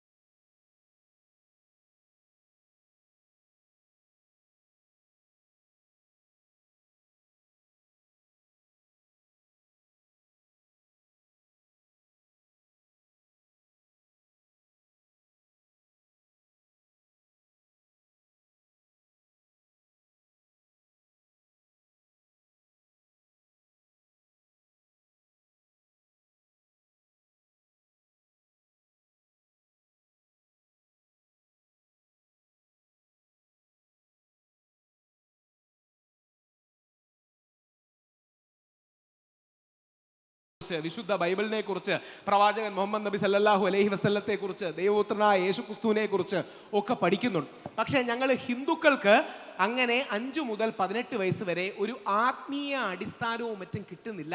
ഇത് കാരണം ഞങ്ങളുടെ മനസ്സിൽ ഒരു സ്പിരിച്വൽ എംപ്റ്റിനെസ്, ആത്മീയ ശൂന്യതയുണ്ട്. ഈ ശൂന്യതയാണ് മഹാത്മാഗാന്ധിയൊക്കെ സ്നേഹവും സത്യവും നന്മയും കൊണ്ട് ആരാണ് മുൻകൈ എടുക്കേണ്ടതെന്നാണ് അതിന്റെ പ്രശ്നം. ഞങ്ങളുടെ ഇടയിലെ ഒരുപാട് ഡിവിഷനാണ്. ഇപ്പൊ എൻ്റെ അമ്മ യോഗക്ഷേമ സഭ എന്ന് പറഞ്ഞാൽ ബ്രാഹ്മണരുടെ സഭയാണ്, അതിന്റെ വനിതാ പ്രസിഡന്റാണ്. ഞാനിപ്പോൾ അവരോട് സംസാരിക്കാറുണ്ട്, NSSനോട് സംസാരിക്കാറുണ്ട്, KPMSനോടും SNDPയോട് സംസാരിക്കാറുണ്ട്. നമുക്ക് ശ്രീനാരായണ ഗുരുദേവനെ, ചട്ടമ്പി സ്വാമിയെ, മഹാത്മാഗാന്ധിയെ, വിവേകാനന്ദ സ്വാമിയെ ആരെ പഠിച്ചാലും മതി. പക്ഷേ ഞങ്ങൾക്ക് പഠിക്കാനും അറിയാനുമുള്ള സ്പേസ് കിട്ടുന്നില്ല. ഈ സ്പേസ് കിട്ടാത്തതാണ് ഞങ്ങളുടെ ഏറ്റവും വലിയ പ്രശ്നങ്ങളിലൊന്നും. ഇതിൻ്റെ വലിയൊരു റിഫ്ലക്ഷൻ നിങ്ങൾക്ക് കോൺഗ്രസ്സിൽ കാണാം. ഈ കോൺഗ്രസ്സുകാർ പലപ്പോഴും, അതായത് വിഷയങ്ങളുടെ ആഴം പലപ്പോഴും കോൺഗ്രസ്സുകാർ പഠിക്കാറില്ല. കോൺഗ്രസ്സിലെ നായന്മാരും ഹിന്ദുക്കളും ഈഴവരും പഠിക്കാറില്ല എന്നുള്ളതാണ് ഞാൻ ഉദ്ദേശിച്ചത്. ഇപ്പം കോൺഗ്രസ്സുകാരോട് യൂണിഫോം സിവിൽ കോഡിനെ കുറിച്ച് ചോദിച്ചാൽ മുസ്ലിങ്ങൾക്ക് എന്തോ വലിയ ത്യാഗം ചെയ്യുന്നത് പോലെയാണ് അവർ പറയുന്നത്. ഞങ്ങൾ യൂണിഫോം സിവിൽ കോഡിനെ സപ്പോർട്ട് ചെയ്യുന്നില്ല, അതായത് ഞങ്ങൾ മുസ്ലിങ്ങൾക്ക് എന്തോ ഔദാര്യം ചെയ്തു തരുന്നു, മുസ്ലിങ്ങൾക്ക് എന്തോ സപ്പോർട്ട് ചെയ്തു. അപ്പം ഞാൻ പല വേദികളിലും പോകും പറയും, നമ്മൾ മുസ്ലിം സമൂഹത്തോട് നന്ദി പറയുകയാണ് വേണ്ടത്, അവർ യൂണിഫോം സിവിൽ കോഡിനെ എതിർക്കുന്നതുകൊണ്ട്. കാര്യം ഈ രാജ്യത്തിനെ അപകടപ്പെടുത്തുന്ന ഏകശിലാത്മകതയെ തടയുന്നതോ എതിർക്കുന്നതോ മുസ്ലിം സമൂഹമാണ്. ഇത് പലപ്പോഴും ഈ തിരിച്ചറിവും റിയലൈസേഷനും ഞങ്ങൾക്ക് ഉണ്ടാകാറില്ല. അത് സാധാരണക്കാർക്ക് മുതൽ മേൽത്തട്ട് വരെ. ഇപ്പം ശശി തരൂർ സാർ, ഞാൻ ശശി തരൂരിൻ്റെ വലിയൊരു ഫാനാണ്. ശശി തരൂർ ആദ്യം ശബരിമലയ്ക്കെതിരെയാണ്. ഞാൻ അദ്ദേഹത്തെ ഭയങ്കര ദേഷ്യപ്പെട്ടുകൊണ്ട് ഒരു എഴുത്തെഴുതി, പരസ്യമായിട്ടൊരു എഴുത്തെഴുതി. ഞാൻ വിചാരിച്ചു ഇന്നത്തോടെ ഇനിയും കാണുമ്പോൾ ചിരിക്കുപോലും ഇല്ല. പക്ഷേ പുള്ളി ആ എഴുത്ത് വായിച്ചിട്ട് നല്ലൊരു പ്രതികരണം തന്നു. ഞാൻ നിങ്ങളുടെ വികാരവും എന്താ പറയുക പൊസിഷൻ മനസ്സിലാക്കുന്നു, ഞാൻ പുനർചിന്തിക്കാം. നമ്മുടെ നാട്ടിലെ നല്ലൊരു ശതമാനം കോൺഗ്രസ്സുകാർ, നമ്മുടെ VT ബൽറാം ഉണ്ടല്ലോ, VT ബൽറാം എന്ന് കോൺഗ്രസ്സുകാർക്ക് കൊടുത്ത ഉപദേശം, കോൺഗ്രസിന്റെ നേതാവ് രാഹുൽ ഈശ്വർ അല്ല, രാഹുൽ ഗാന്ധിയാണ് എന്നൊക്കെയാണ് വലിയ പഞ്ച് ഡയലോഗാണ്. അവസാനം രാഹുൽ ഗാന്ധി അടക്കം ഞങ്ങളെടുത്ത നിലപാടിലേക്ക് എത്തിയത് നമ്മൾ പറയണ സത്യമാണ്. ഈ സത്യം പറഞ്ഞാൽ മതി. അപ്പോൾ ഈ ഇൻകൺവീനിയൻ്റ് ആയ ചില സത്യങ്ങളുണ്ട്. അത് പരമാവധി പഞ്ചസാര പുരട്ടി പറഞ്ഞാൽ മതി, ഷുഗർ കോട്ട് ചെയ്ത് പറഞ്ഞാൽ മതി. പക്ഷേ ഇത് പറഞ്ഞില്ലെങ്കിൽ അറിയില്ല. ഇനി അങ്ങനെ ഒരു സത്യം കൂടെ പറഞ്ഞ് ഞാൻ അങ്ങയുടെ അടുത്ത ചോദ്യത്തിലേക്ക് വരാം. കേരളത്തിലെ അടുത്ത ഇലക്ഷൻ്റെ ഇക്വേഷൻ എന്താണ്? അതായത് കേരളത്തിലെ അടുത്ത ഇലക്ഷൻ്റെ ഇക്വേഷൻ CPM നോക്കുന്നത് ഈ മൃദു ഹിന്ദുത്വ കാർഡ് കളിക്കാനാണ്. അതായത് NSSനെ SNDPയും അവരുടെ കേഡർ വോട്ടുകളെയും ഒരുമിച്ച് നിർത്തി മൂന്നാം തുടർഭരണം കളിച്ചിട്ട് എന്താ കാര്യം? ഇടതുപക്ഷത്തിന്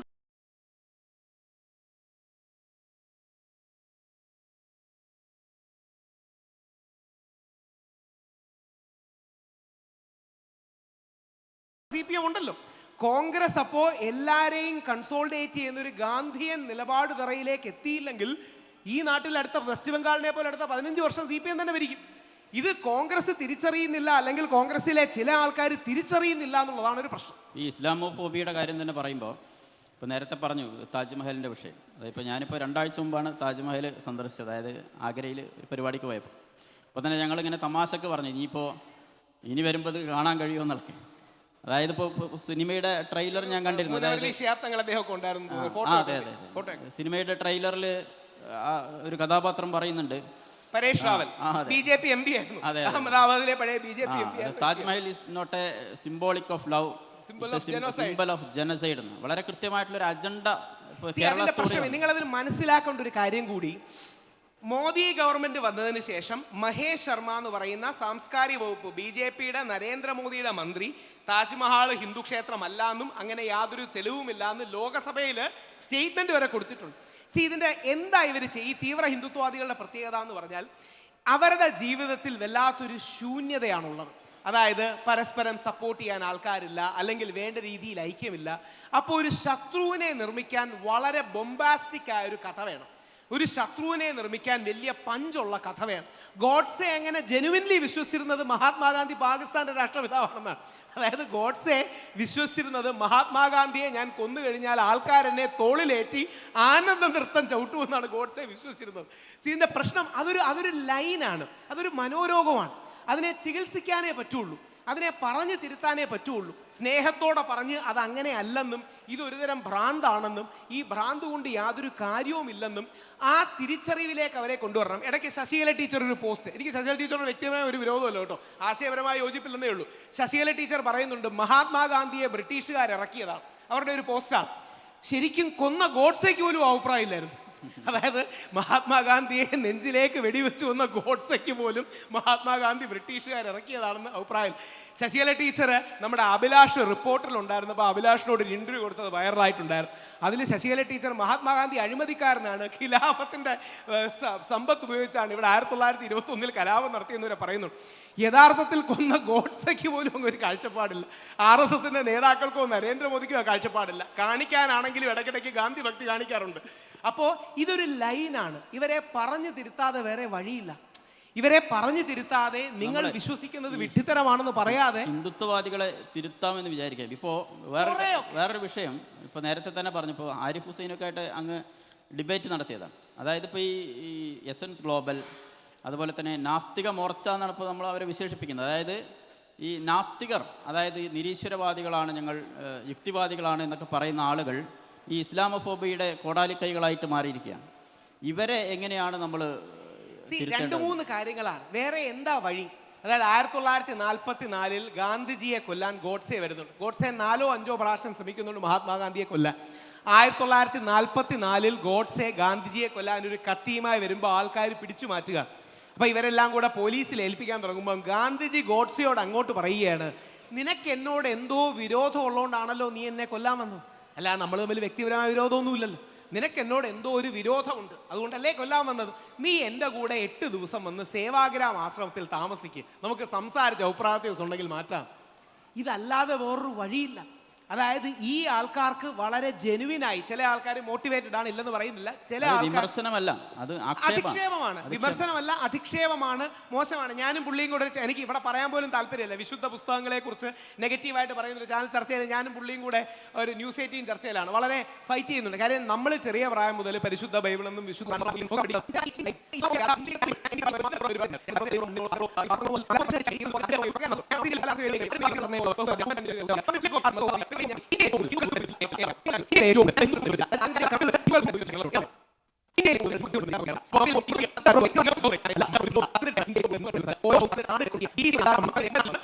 ഏറ്റവും ജനസംഖ്യയുള്ള രാജ്യത്തിലെ പ്രേത നഗരം ഇതാണ് കുമ്പനാടിനെ കുറിച്ചുള്ള സ്റ്റോറി.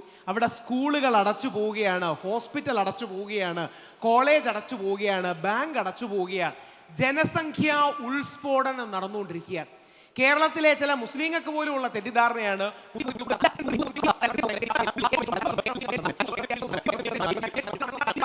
നാർക്കോട്ടിക് ജിഹാദ്, മറ്റേ ജിഹാദ്, ഹിജാബ്.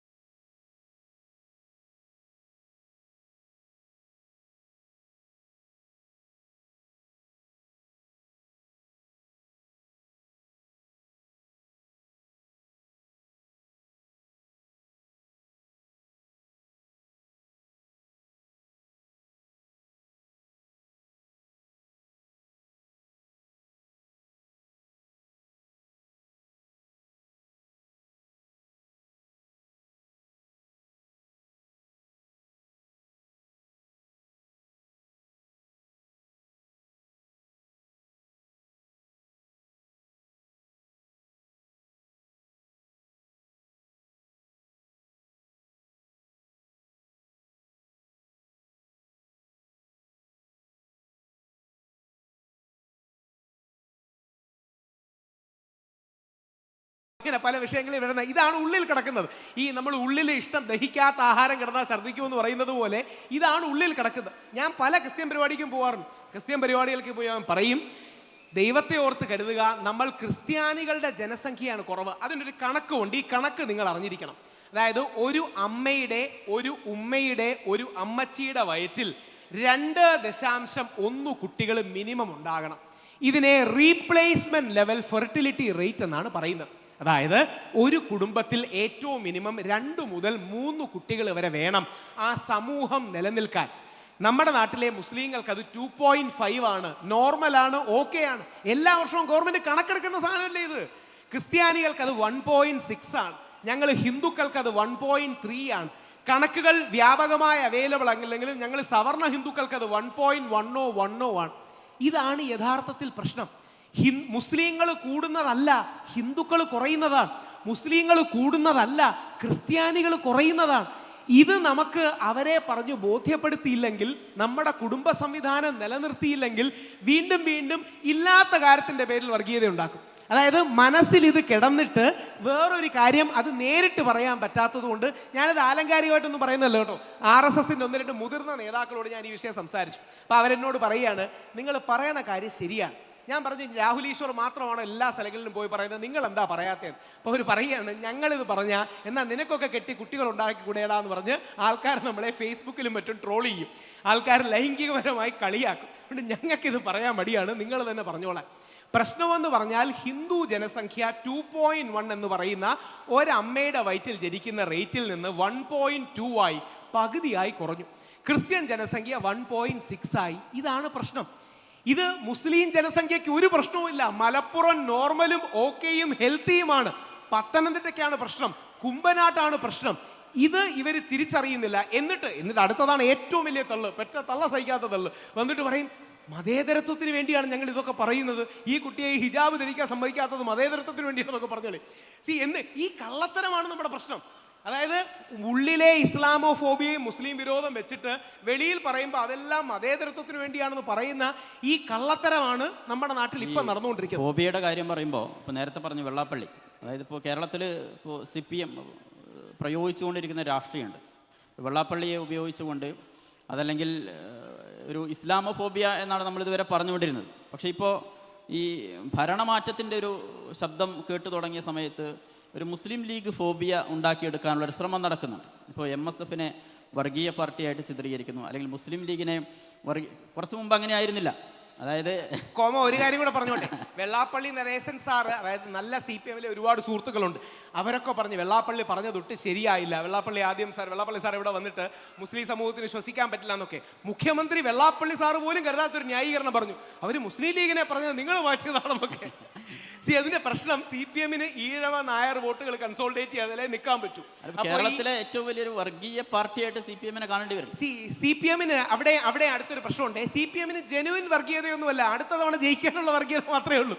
അല്ലാതെ നായരന്മാരോടും ഈഴവന്മാരോടും പ്രത്യേകിച്ച് യാതൊരു ഇഷ്ടവും. സംഘപരിവാറിന്റെ വർഗീയതയേക്കാൾ അപകടകരമാണ്. കാര്യം കുറച്ചുകൂടെ വെൽ ഓർഗനൈസ്ഡ് ആണ്, കുറച്ചുകൂടെ അതാണ് പണ്ട് നമ്മുടെ കുഞ്ഞാലിക്കുട്ടി സാറും ഉമ്മൻചാണ്ടി സാറും മാണി സാറും ഇരുന്നപ്പം കുഞ്ഞാലി, കുഞ്ഞുമാണി, കുഞ്ഞൂഞ്ഞ് എന്ന് പറഞ്ഞ് ഏറ്റവും കൂടുതൽ പ്രചരിപ്പിച്ചത് SFI-കാരാണ്.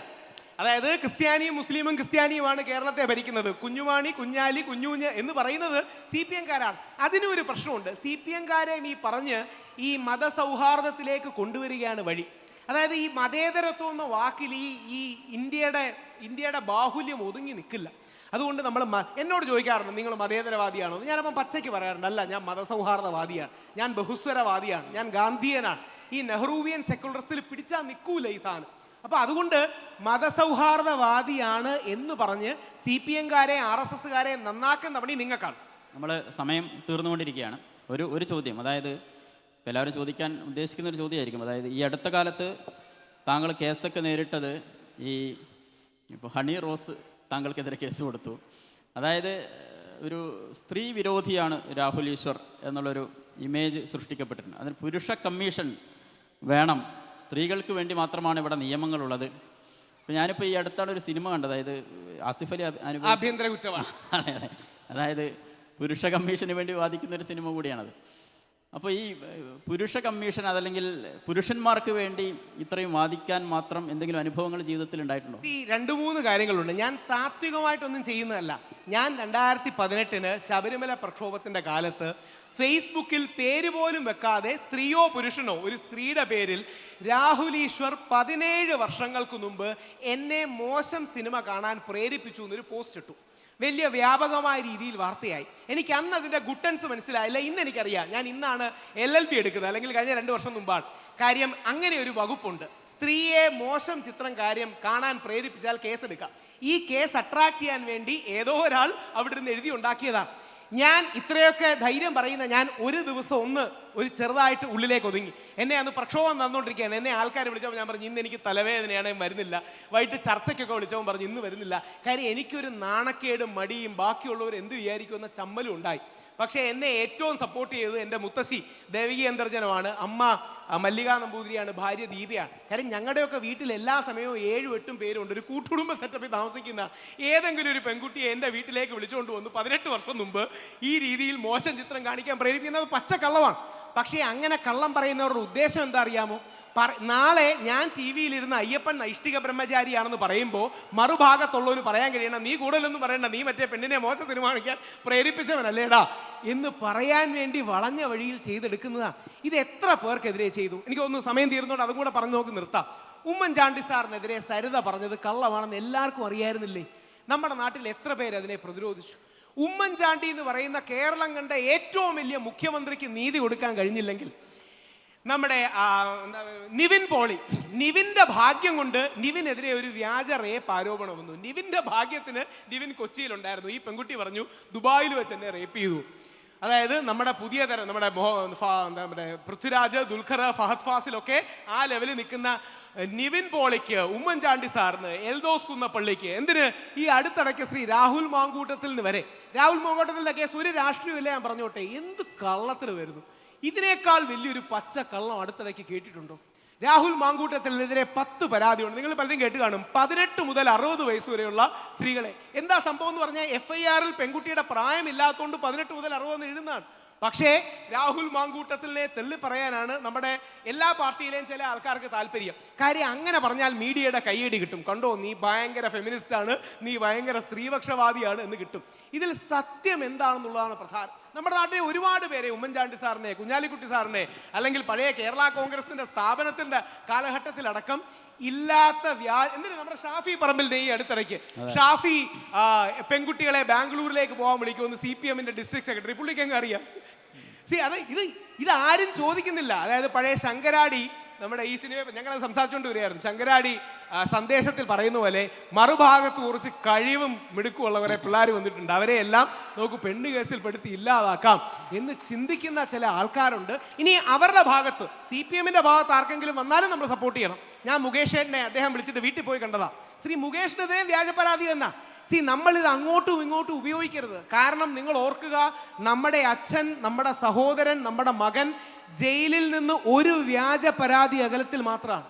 നമ്മുടെ അച്ഛൻ, നമ്മുടെ സഹോദരൻ, നമ്മുടെ മകൻ ജയിലിൽ നിന്ന് ഒരു വ്യാജ പരാതി അകലത്തിൽ മാത്രമാണ്. നോർത്ത് ഇന്ത്യയിൽ തീവ്ര ഹിന്ദുത്വവാദികൾക്ക് കൂടുതൽ ശക്തിയുള്ളതുകൊണ്ട് അവരവിടെ മുസ്ലിങ്ങളെയാണ് പലപ്പോഴും പിടിച്ച് ടാർഗറ്റ് ചെയ്യുന്നത്.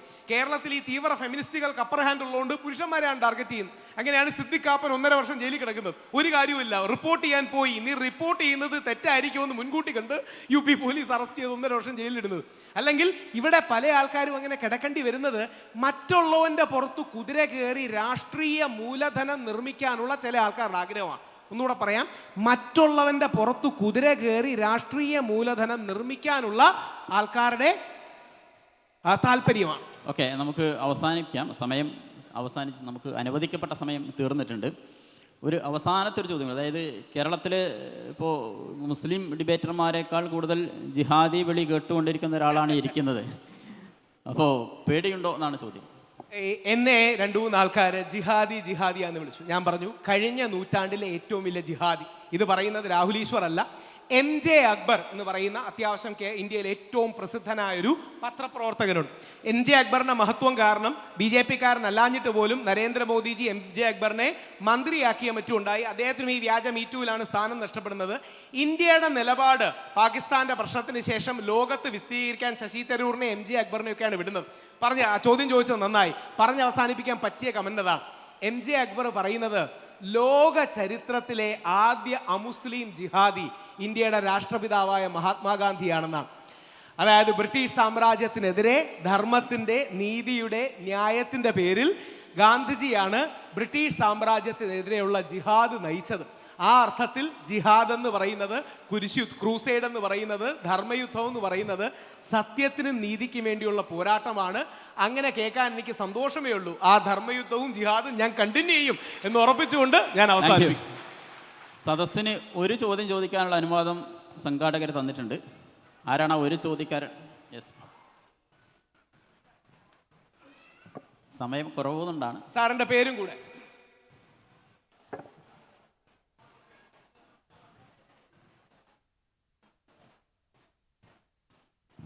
ഹലോ, എൻ്റെ പേര് ജാഫറാണ്. പിന്നെ വിഷയം കാലികം എന്നതായതുകൊണ്ട് ഒരു ചോദ്യം ചോദിക്കാതിരിക്കാൻ പറ്റില്ല. അതായത് ഈ അടുത്ത കാലത്തായിട്ട് പിന്നെ നമ്മുടെ കേരളത്തിൽ വന്ന വിദ്യാഭ്യാസ രംഗത്ത് വന്നൊരു മാറ്റം അറിയാലോ. നമ്മൾ PM ശ്രീ പദ്ധതിയിൽ ഒപ്പുവെച്ചു എന്നുള്ളതാണ്. എൻ്റെ അഭിപ്രായത്തിൽ അത് ന്യൂ എഡ്യൂക്കേഷൻ പോളിസി എന്ന് പറയുന്ന RSSൻ്റെ ഒരു പദ്ധതി ഒളിച്ചു കടത്താനുള്ള ഒരു പരസ്യമായിട്ടുള്ള ഒരു പദ്ധതിയാണ്. പ്രധാനമന്ത്രി പോലും അതിനെക്കുറിച്ച് വിശേഷിപ്പിച്ചത് അങ്ങനെയാണ്. അല്ലെങ്കിൽ വിദ്യാഭ്യാസത്തിൻ്റെ ഒരു സാഫ്രണൈസേഷൻ എന്ന് തന്നെയാണ് അതുകൊണ്ട് ഉദ്ദേശിക്കുന്നത്. ഇതിനെക്കുറിച്ച് താങ്കളുടെ അഭിപ്രായം എന്താണ്? അതുപോലെ തന്നെ ഇത് നമ്മുടെ വിദ്യാഭ്യാസ മേഖലയെ ഏത് രീതിയിൽ ബാധിക്കും എന്നുള്ള ഒറ്റ ചോദ്യമാണ് എനിക്ക് ചോദിക്കാനുള്ളത്. ഓക്കെ, അതും കൂടെ പറഞ്ഞ് 1 മിനിറ്റ് കൺക്ലൂഷൻ കൂടെ പറഞ്ഞ് അവസാനിപ്പിക്കാം. കാവ്യവൽക്കരണത്തിന്റെ ഏറ്റവും നല്ല മറുപടി എന്താണെന്നറിയാമോ? കാവ്യ വേണ്ട മതേതരത്വം എന്ന് പറയുന്നതിനേക്കാൾ കാവ്യവൽക്കരണത്തിന്റെ ഏറ്റവും നല്ല മറുപടി ത്രിവർണവൽക്കരണമാണ്. സാഫ്രണൈസേഷന്റെ ഏറ്റവും നല്ല മറുപടി ട്രൈകളർ വൽക്കരണമാണ്. അങ്ങനെ അവർ ഹിന്ദുത്വ എലിമെന്റ്സ് കൊണ്ടുവരാൻ ശ്രമിച്ചാൽ നമ്മൾ കൂടുതൽ ഇന്ത്യയുടെ ബഹുസ്വരത ഉയർത്തിപ്പിടിക്കുന്ന, മതസൗഹാർദ്ദം ഉയർത്തിപ്പിടിക്കുന്ന, ഐക്യം ഉയർത്തിപ്പിടിക്കുന്ന കാര്യങ്ങൾ മുമ്പോട്ട് കൊണ്ടുവരുമ്പോൾ അത് ന്യൂട്രലൈസ്ഡ് ആയി പോവും. നേരെ തിരിച്ച് ചിലപ്പോഴെങ്കിലും കോൺഗ്രസിന് പറ്റുന്നൊരു പ്രശ്നം, അപ്പുറത്ത് നരേന്ദ്രമോദി എന്ന് പറയുന്ന ഫുൾ ടൈം പൊളിറ്റീഷ്യൻ ഇട്ടുകൊടുക്കുന്ന ചില കാര്യങ്ങൾ ഇവർ പിടിച്ച് കടിച്ചു തൂങ്ങി ഫൈറ്റ് ചെയ്യും. അങ്ങനെയല്ല, പകരം ശ്രീ രാഹുൽ ഗാന്ധി ഇന്നേ വരെയുള്ള 13 വർഷത്തിൽ നരേന്ദ്രമോദിക്ക് മുകളിൽ നിന്ന് ഒരു അവസരം ഏതാണെന്നറിയാം. നരേന്ദ്രമോദിയുടെ മുമ്പിൽ രാഹുൽ ഗാന്ധി പ്രതിപക്ഷ നേതാവായിട്ടുള്ള ആദ്യ സ്പീച്ചിൽ അദ്ദേഹം വ്യത്യസ്ത ചിത്രങ്ങൾ ഉയർത്തി കാണിച്ചു. പരമശിവന്റെ, യേശുക്രിസ്തുവിന്റെ, പരിശുദ്ധ മക്കയുടെ ഒക്കെ ചിത്രം ഉയർത്തി കാണിച്ചു. എന്നിട്ട് പരമശിവന്റെ ചിത്രം ഉയർത്തി കാണിച്ചിട്ട് രാഹുൽ ഗാന്ധി പറഞ്ഞത് ഗാന്ധി സിന്ദാഹെ എന്നാണ്. അതായത് ഗാന്ധി ഇന്നും ജീവിച്ചിരിക്കുന്നു എന്നാണ്. അപ്പോൾ ആ ഗാന്ധിജിയിലൂടെ ത്രിവർണത്തിലൂടെ ഗോഡ്സെക്ക് ഇന്ത്യക്ക് ത്രിവർണ പതാകയ്ക്ക് പകരം കാവി പതാക വേണമെന്നായിരുന്നു. ഗാന്ധിജിയെ കൊല്ലാൻ ഗോഡ്സെ പറയുന്ന കാരണങ്ങളിൽ ഒന്ന് ഈ കാവി പതാക മാറ്റി ത്രിവർണ പതാകയാക്കാൻ നിർബന്ധിച്ചത് മഹാത്മാഗാന്ധിയാണെന്നുള്ളതാണ്. ആ കാവ്യവൽക്കരണത്തിന്റെ ശക്തമായ മറുപടി ത്രിവർണവൽക്കരണമാണ്. 1 മിനിറ്റിൽ എൻ്റെ കൺക്ലൂഷൻ കൂടെ പറഞ്ഞ് അവസാനിപ്പിക്കാം. ഈ താത്വികം എല്ലാം പറയുന്ന നല്ലതാണ്. ഇനി 6 മാസമേ ഇലക്ഷൻ ഉള്ളൂ. അതാണ് അതിൻ്റെ സത്യം. 2026 ഇലക്ഷൻ ഇനി ഏപ്രിൽ മെയ് മാസങ്ങളിലാണ്. 6 മാസമേ ഉള്ളൂ. നമ്മുടെ കോൺഗ്രസ്, അതായത് എൻ്റെ മുത്തശ്ശനൊക്കെ കോൺഗ്രസ് പാർട്ടിയെ ഇഷ്ടപ്പെടുന്നതും ചേർന്ന് നിൽക്കുന്നതുമാണ്. ഇന്ദിരാഗാന്ധിയുടെ ഒക്കെ വീട്ടിൽ പോയിട്ടുണ്ട്. കോൺഗ്രസ് ഒരു കേഡർ പാർട്ടി അല്ല. അതുകൊണ്ട് കോൺഗ്രസ് നേതാക്കളുടെ പാർട്ടിയാണെന്ന് നമ്മുടെ പാണക്കാട് സാദിഖ് അലി തങ്ങൾ അവർ മനോരമ പറയുന്നത് പോലെ കേരളത്തിന് ഈ ഒരു തവണ കൂടെ CPM ഭരിക്കുകയാണെങ്കിൽ CPO നശിക്കും, കേരളവും നശിക്കും. ഞാനത് ആലങ്കാരികമായി പറയുന്നൊന്നുമല്ല. എൻ്റെ കൂടെ വന്നിരിക്കുന്ന എൻ്റെ ഡ്രൈവർ സുനിലുണ്ട്. പുള്ളി CPMൻ്റെ ആളാണ്, CPMൻ്റെ മെമ്പറാണ്. ഞങ്ങൾ തമാശയ്ക്ക് വരുമ്പോൾ സംസാരിക്കും. സുനിലും പറയും, ഒരു തവണ കൂടെ പാർട്ടി ഭരിച്ചാൽ നമ്മൾ തന്നെ നശിപ്പിക്കും, വേറെ ആരും നശിപ്പിക്കാൻ വേണ്ടി വരൂല. അതുകൊണ്ട് അടുത്ത തവണ പ്രായോഗികമായി വ്യത്യസ്ത സമുദായങ്ങളെ ഒരുമിപ്പിച്ച് നിർത്തി, കേരളത്തെ ഒരുമിപ്പിച്ച് നിർത്തി ഭരണം പിടിക്കേണ്ട ഒരു ഉത്തരവാദിത്വം മുസ്ലിം ലീഗിന് UDF-ഉമാണ്. ആ ഭരണം പിടിച്ചു കഴിഞ്ഞ് നിങ്ങൾ എന്നെ ഒന്നുകൂടെ വിളിക്കണം. അപ്പോൾ ഇവിടെ വീണ്ടും വരാൻ എനിക്ക് ഭാഗ്യം ഉണ്ടാകട്ടെ എന്ന് ഞാൻ പ്രാർത്ഥിക്കുന്നു. Thank you. എന്തായാലും വളരെ മനോഹരമായി, നമ്മളെല്ലാം ആഗ്രഹിക്കുന്നതിനേക്കാൾ അപ്പുറത്ത് ചുരുങ്ങിയ സമയത്തിനുള്ളിൽ വളരെ ടൈം, അതായത് കഴുത്തിൽ സമയത്തിൻ്റെ ക്ലോക്ക് തൂക്കിയിട്ടാണ് മൂപ്പര് നടക്കുന്നത്. അപ്പോൾ വളരെ കൃത്യമായിട്ട് അദ്ദേഹം നമ്മുടെ ഈ സെഷൻ കൈകാര്യം ചെയ്തു. നിങ്ങൾക്കെല്ലാവർക്കും വേണ്ടി അദ്ദേഹത്തിന് പ്രത്യേകം നന്ദി പറയുകയാണ്. ഇനിയും ഈ CLF ഈ തുടക്കം ഗംഭീരമായിട്ടുണ്ട്. എൻ്റെതായൊരു കൺക്ലൂഷൻ കൂടി പറയാണ്, ഗംഭീരമായൊരു തുടക്കമാണിത്. ഇതിന് തുടർച്ചകളുണ്ടാവണം എന്നൊരാവശ്യം കൂടി ഈ സംഘാടകർക്ക് മുമ്പിൽ വെച്ചുകൊണ്ട് നിങ്ങൾക്കെല്ലാവർക്കും വേണ്ടി ഈ സെഷൻ അവസാനിച്ചതായി അറിയിക്കുന്നു. നന്ദി, നമസ്കാരം.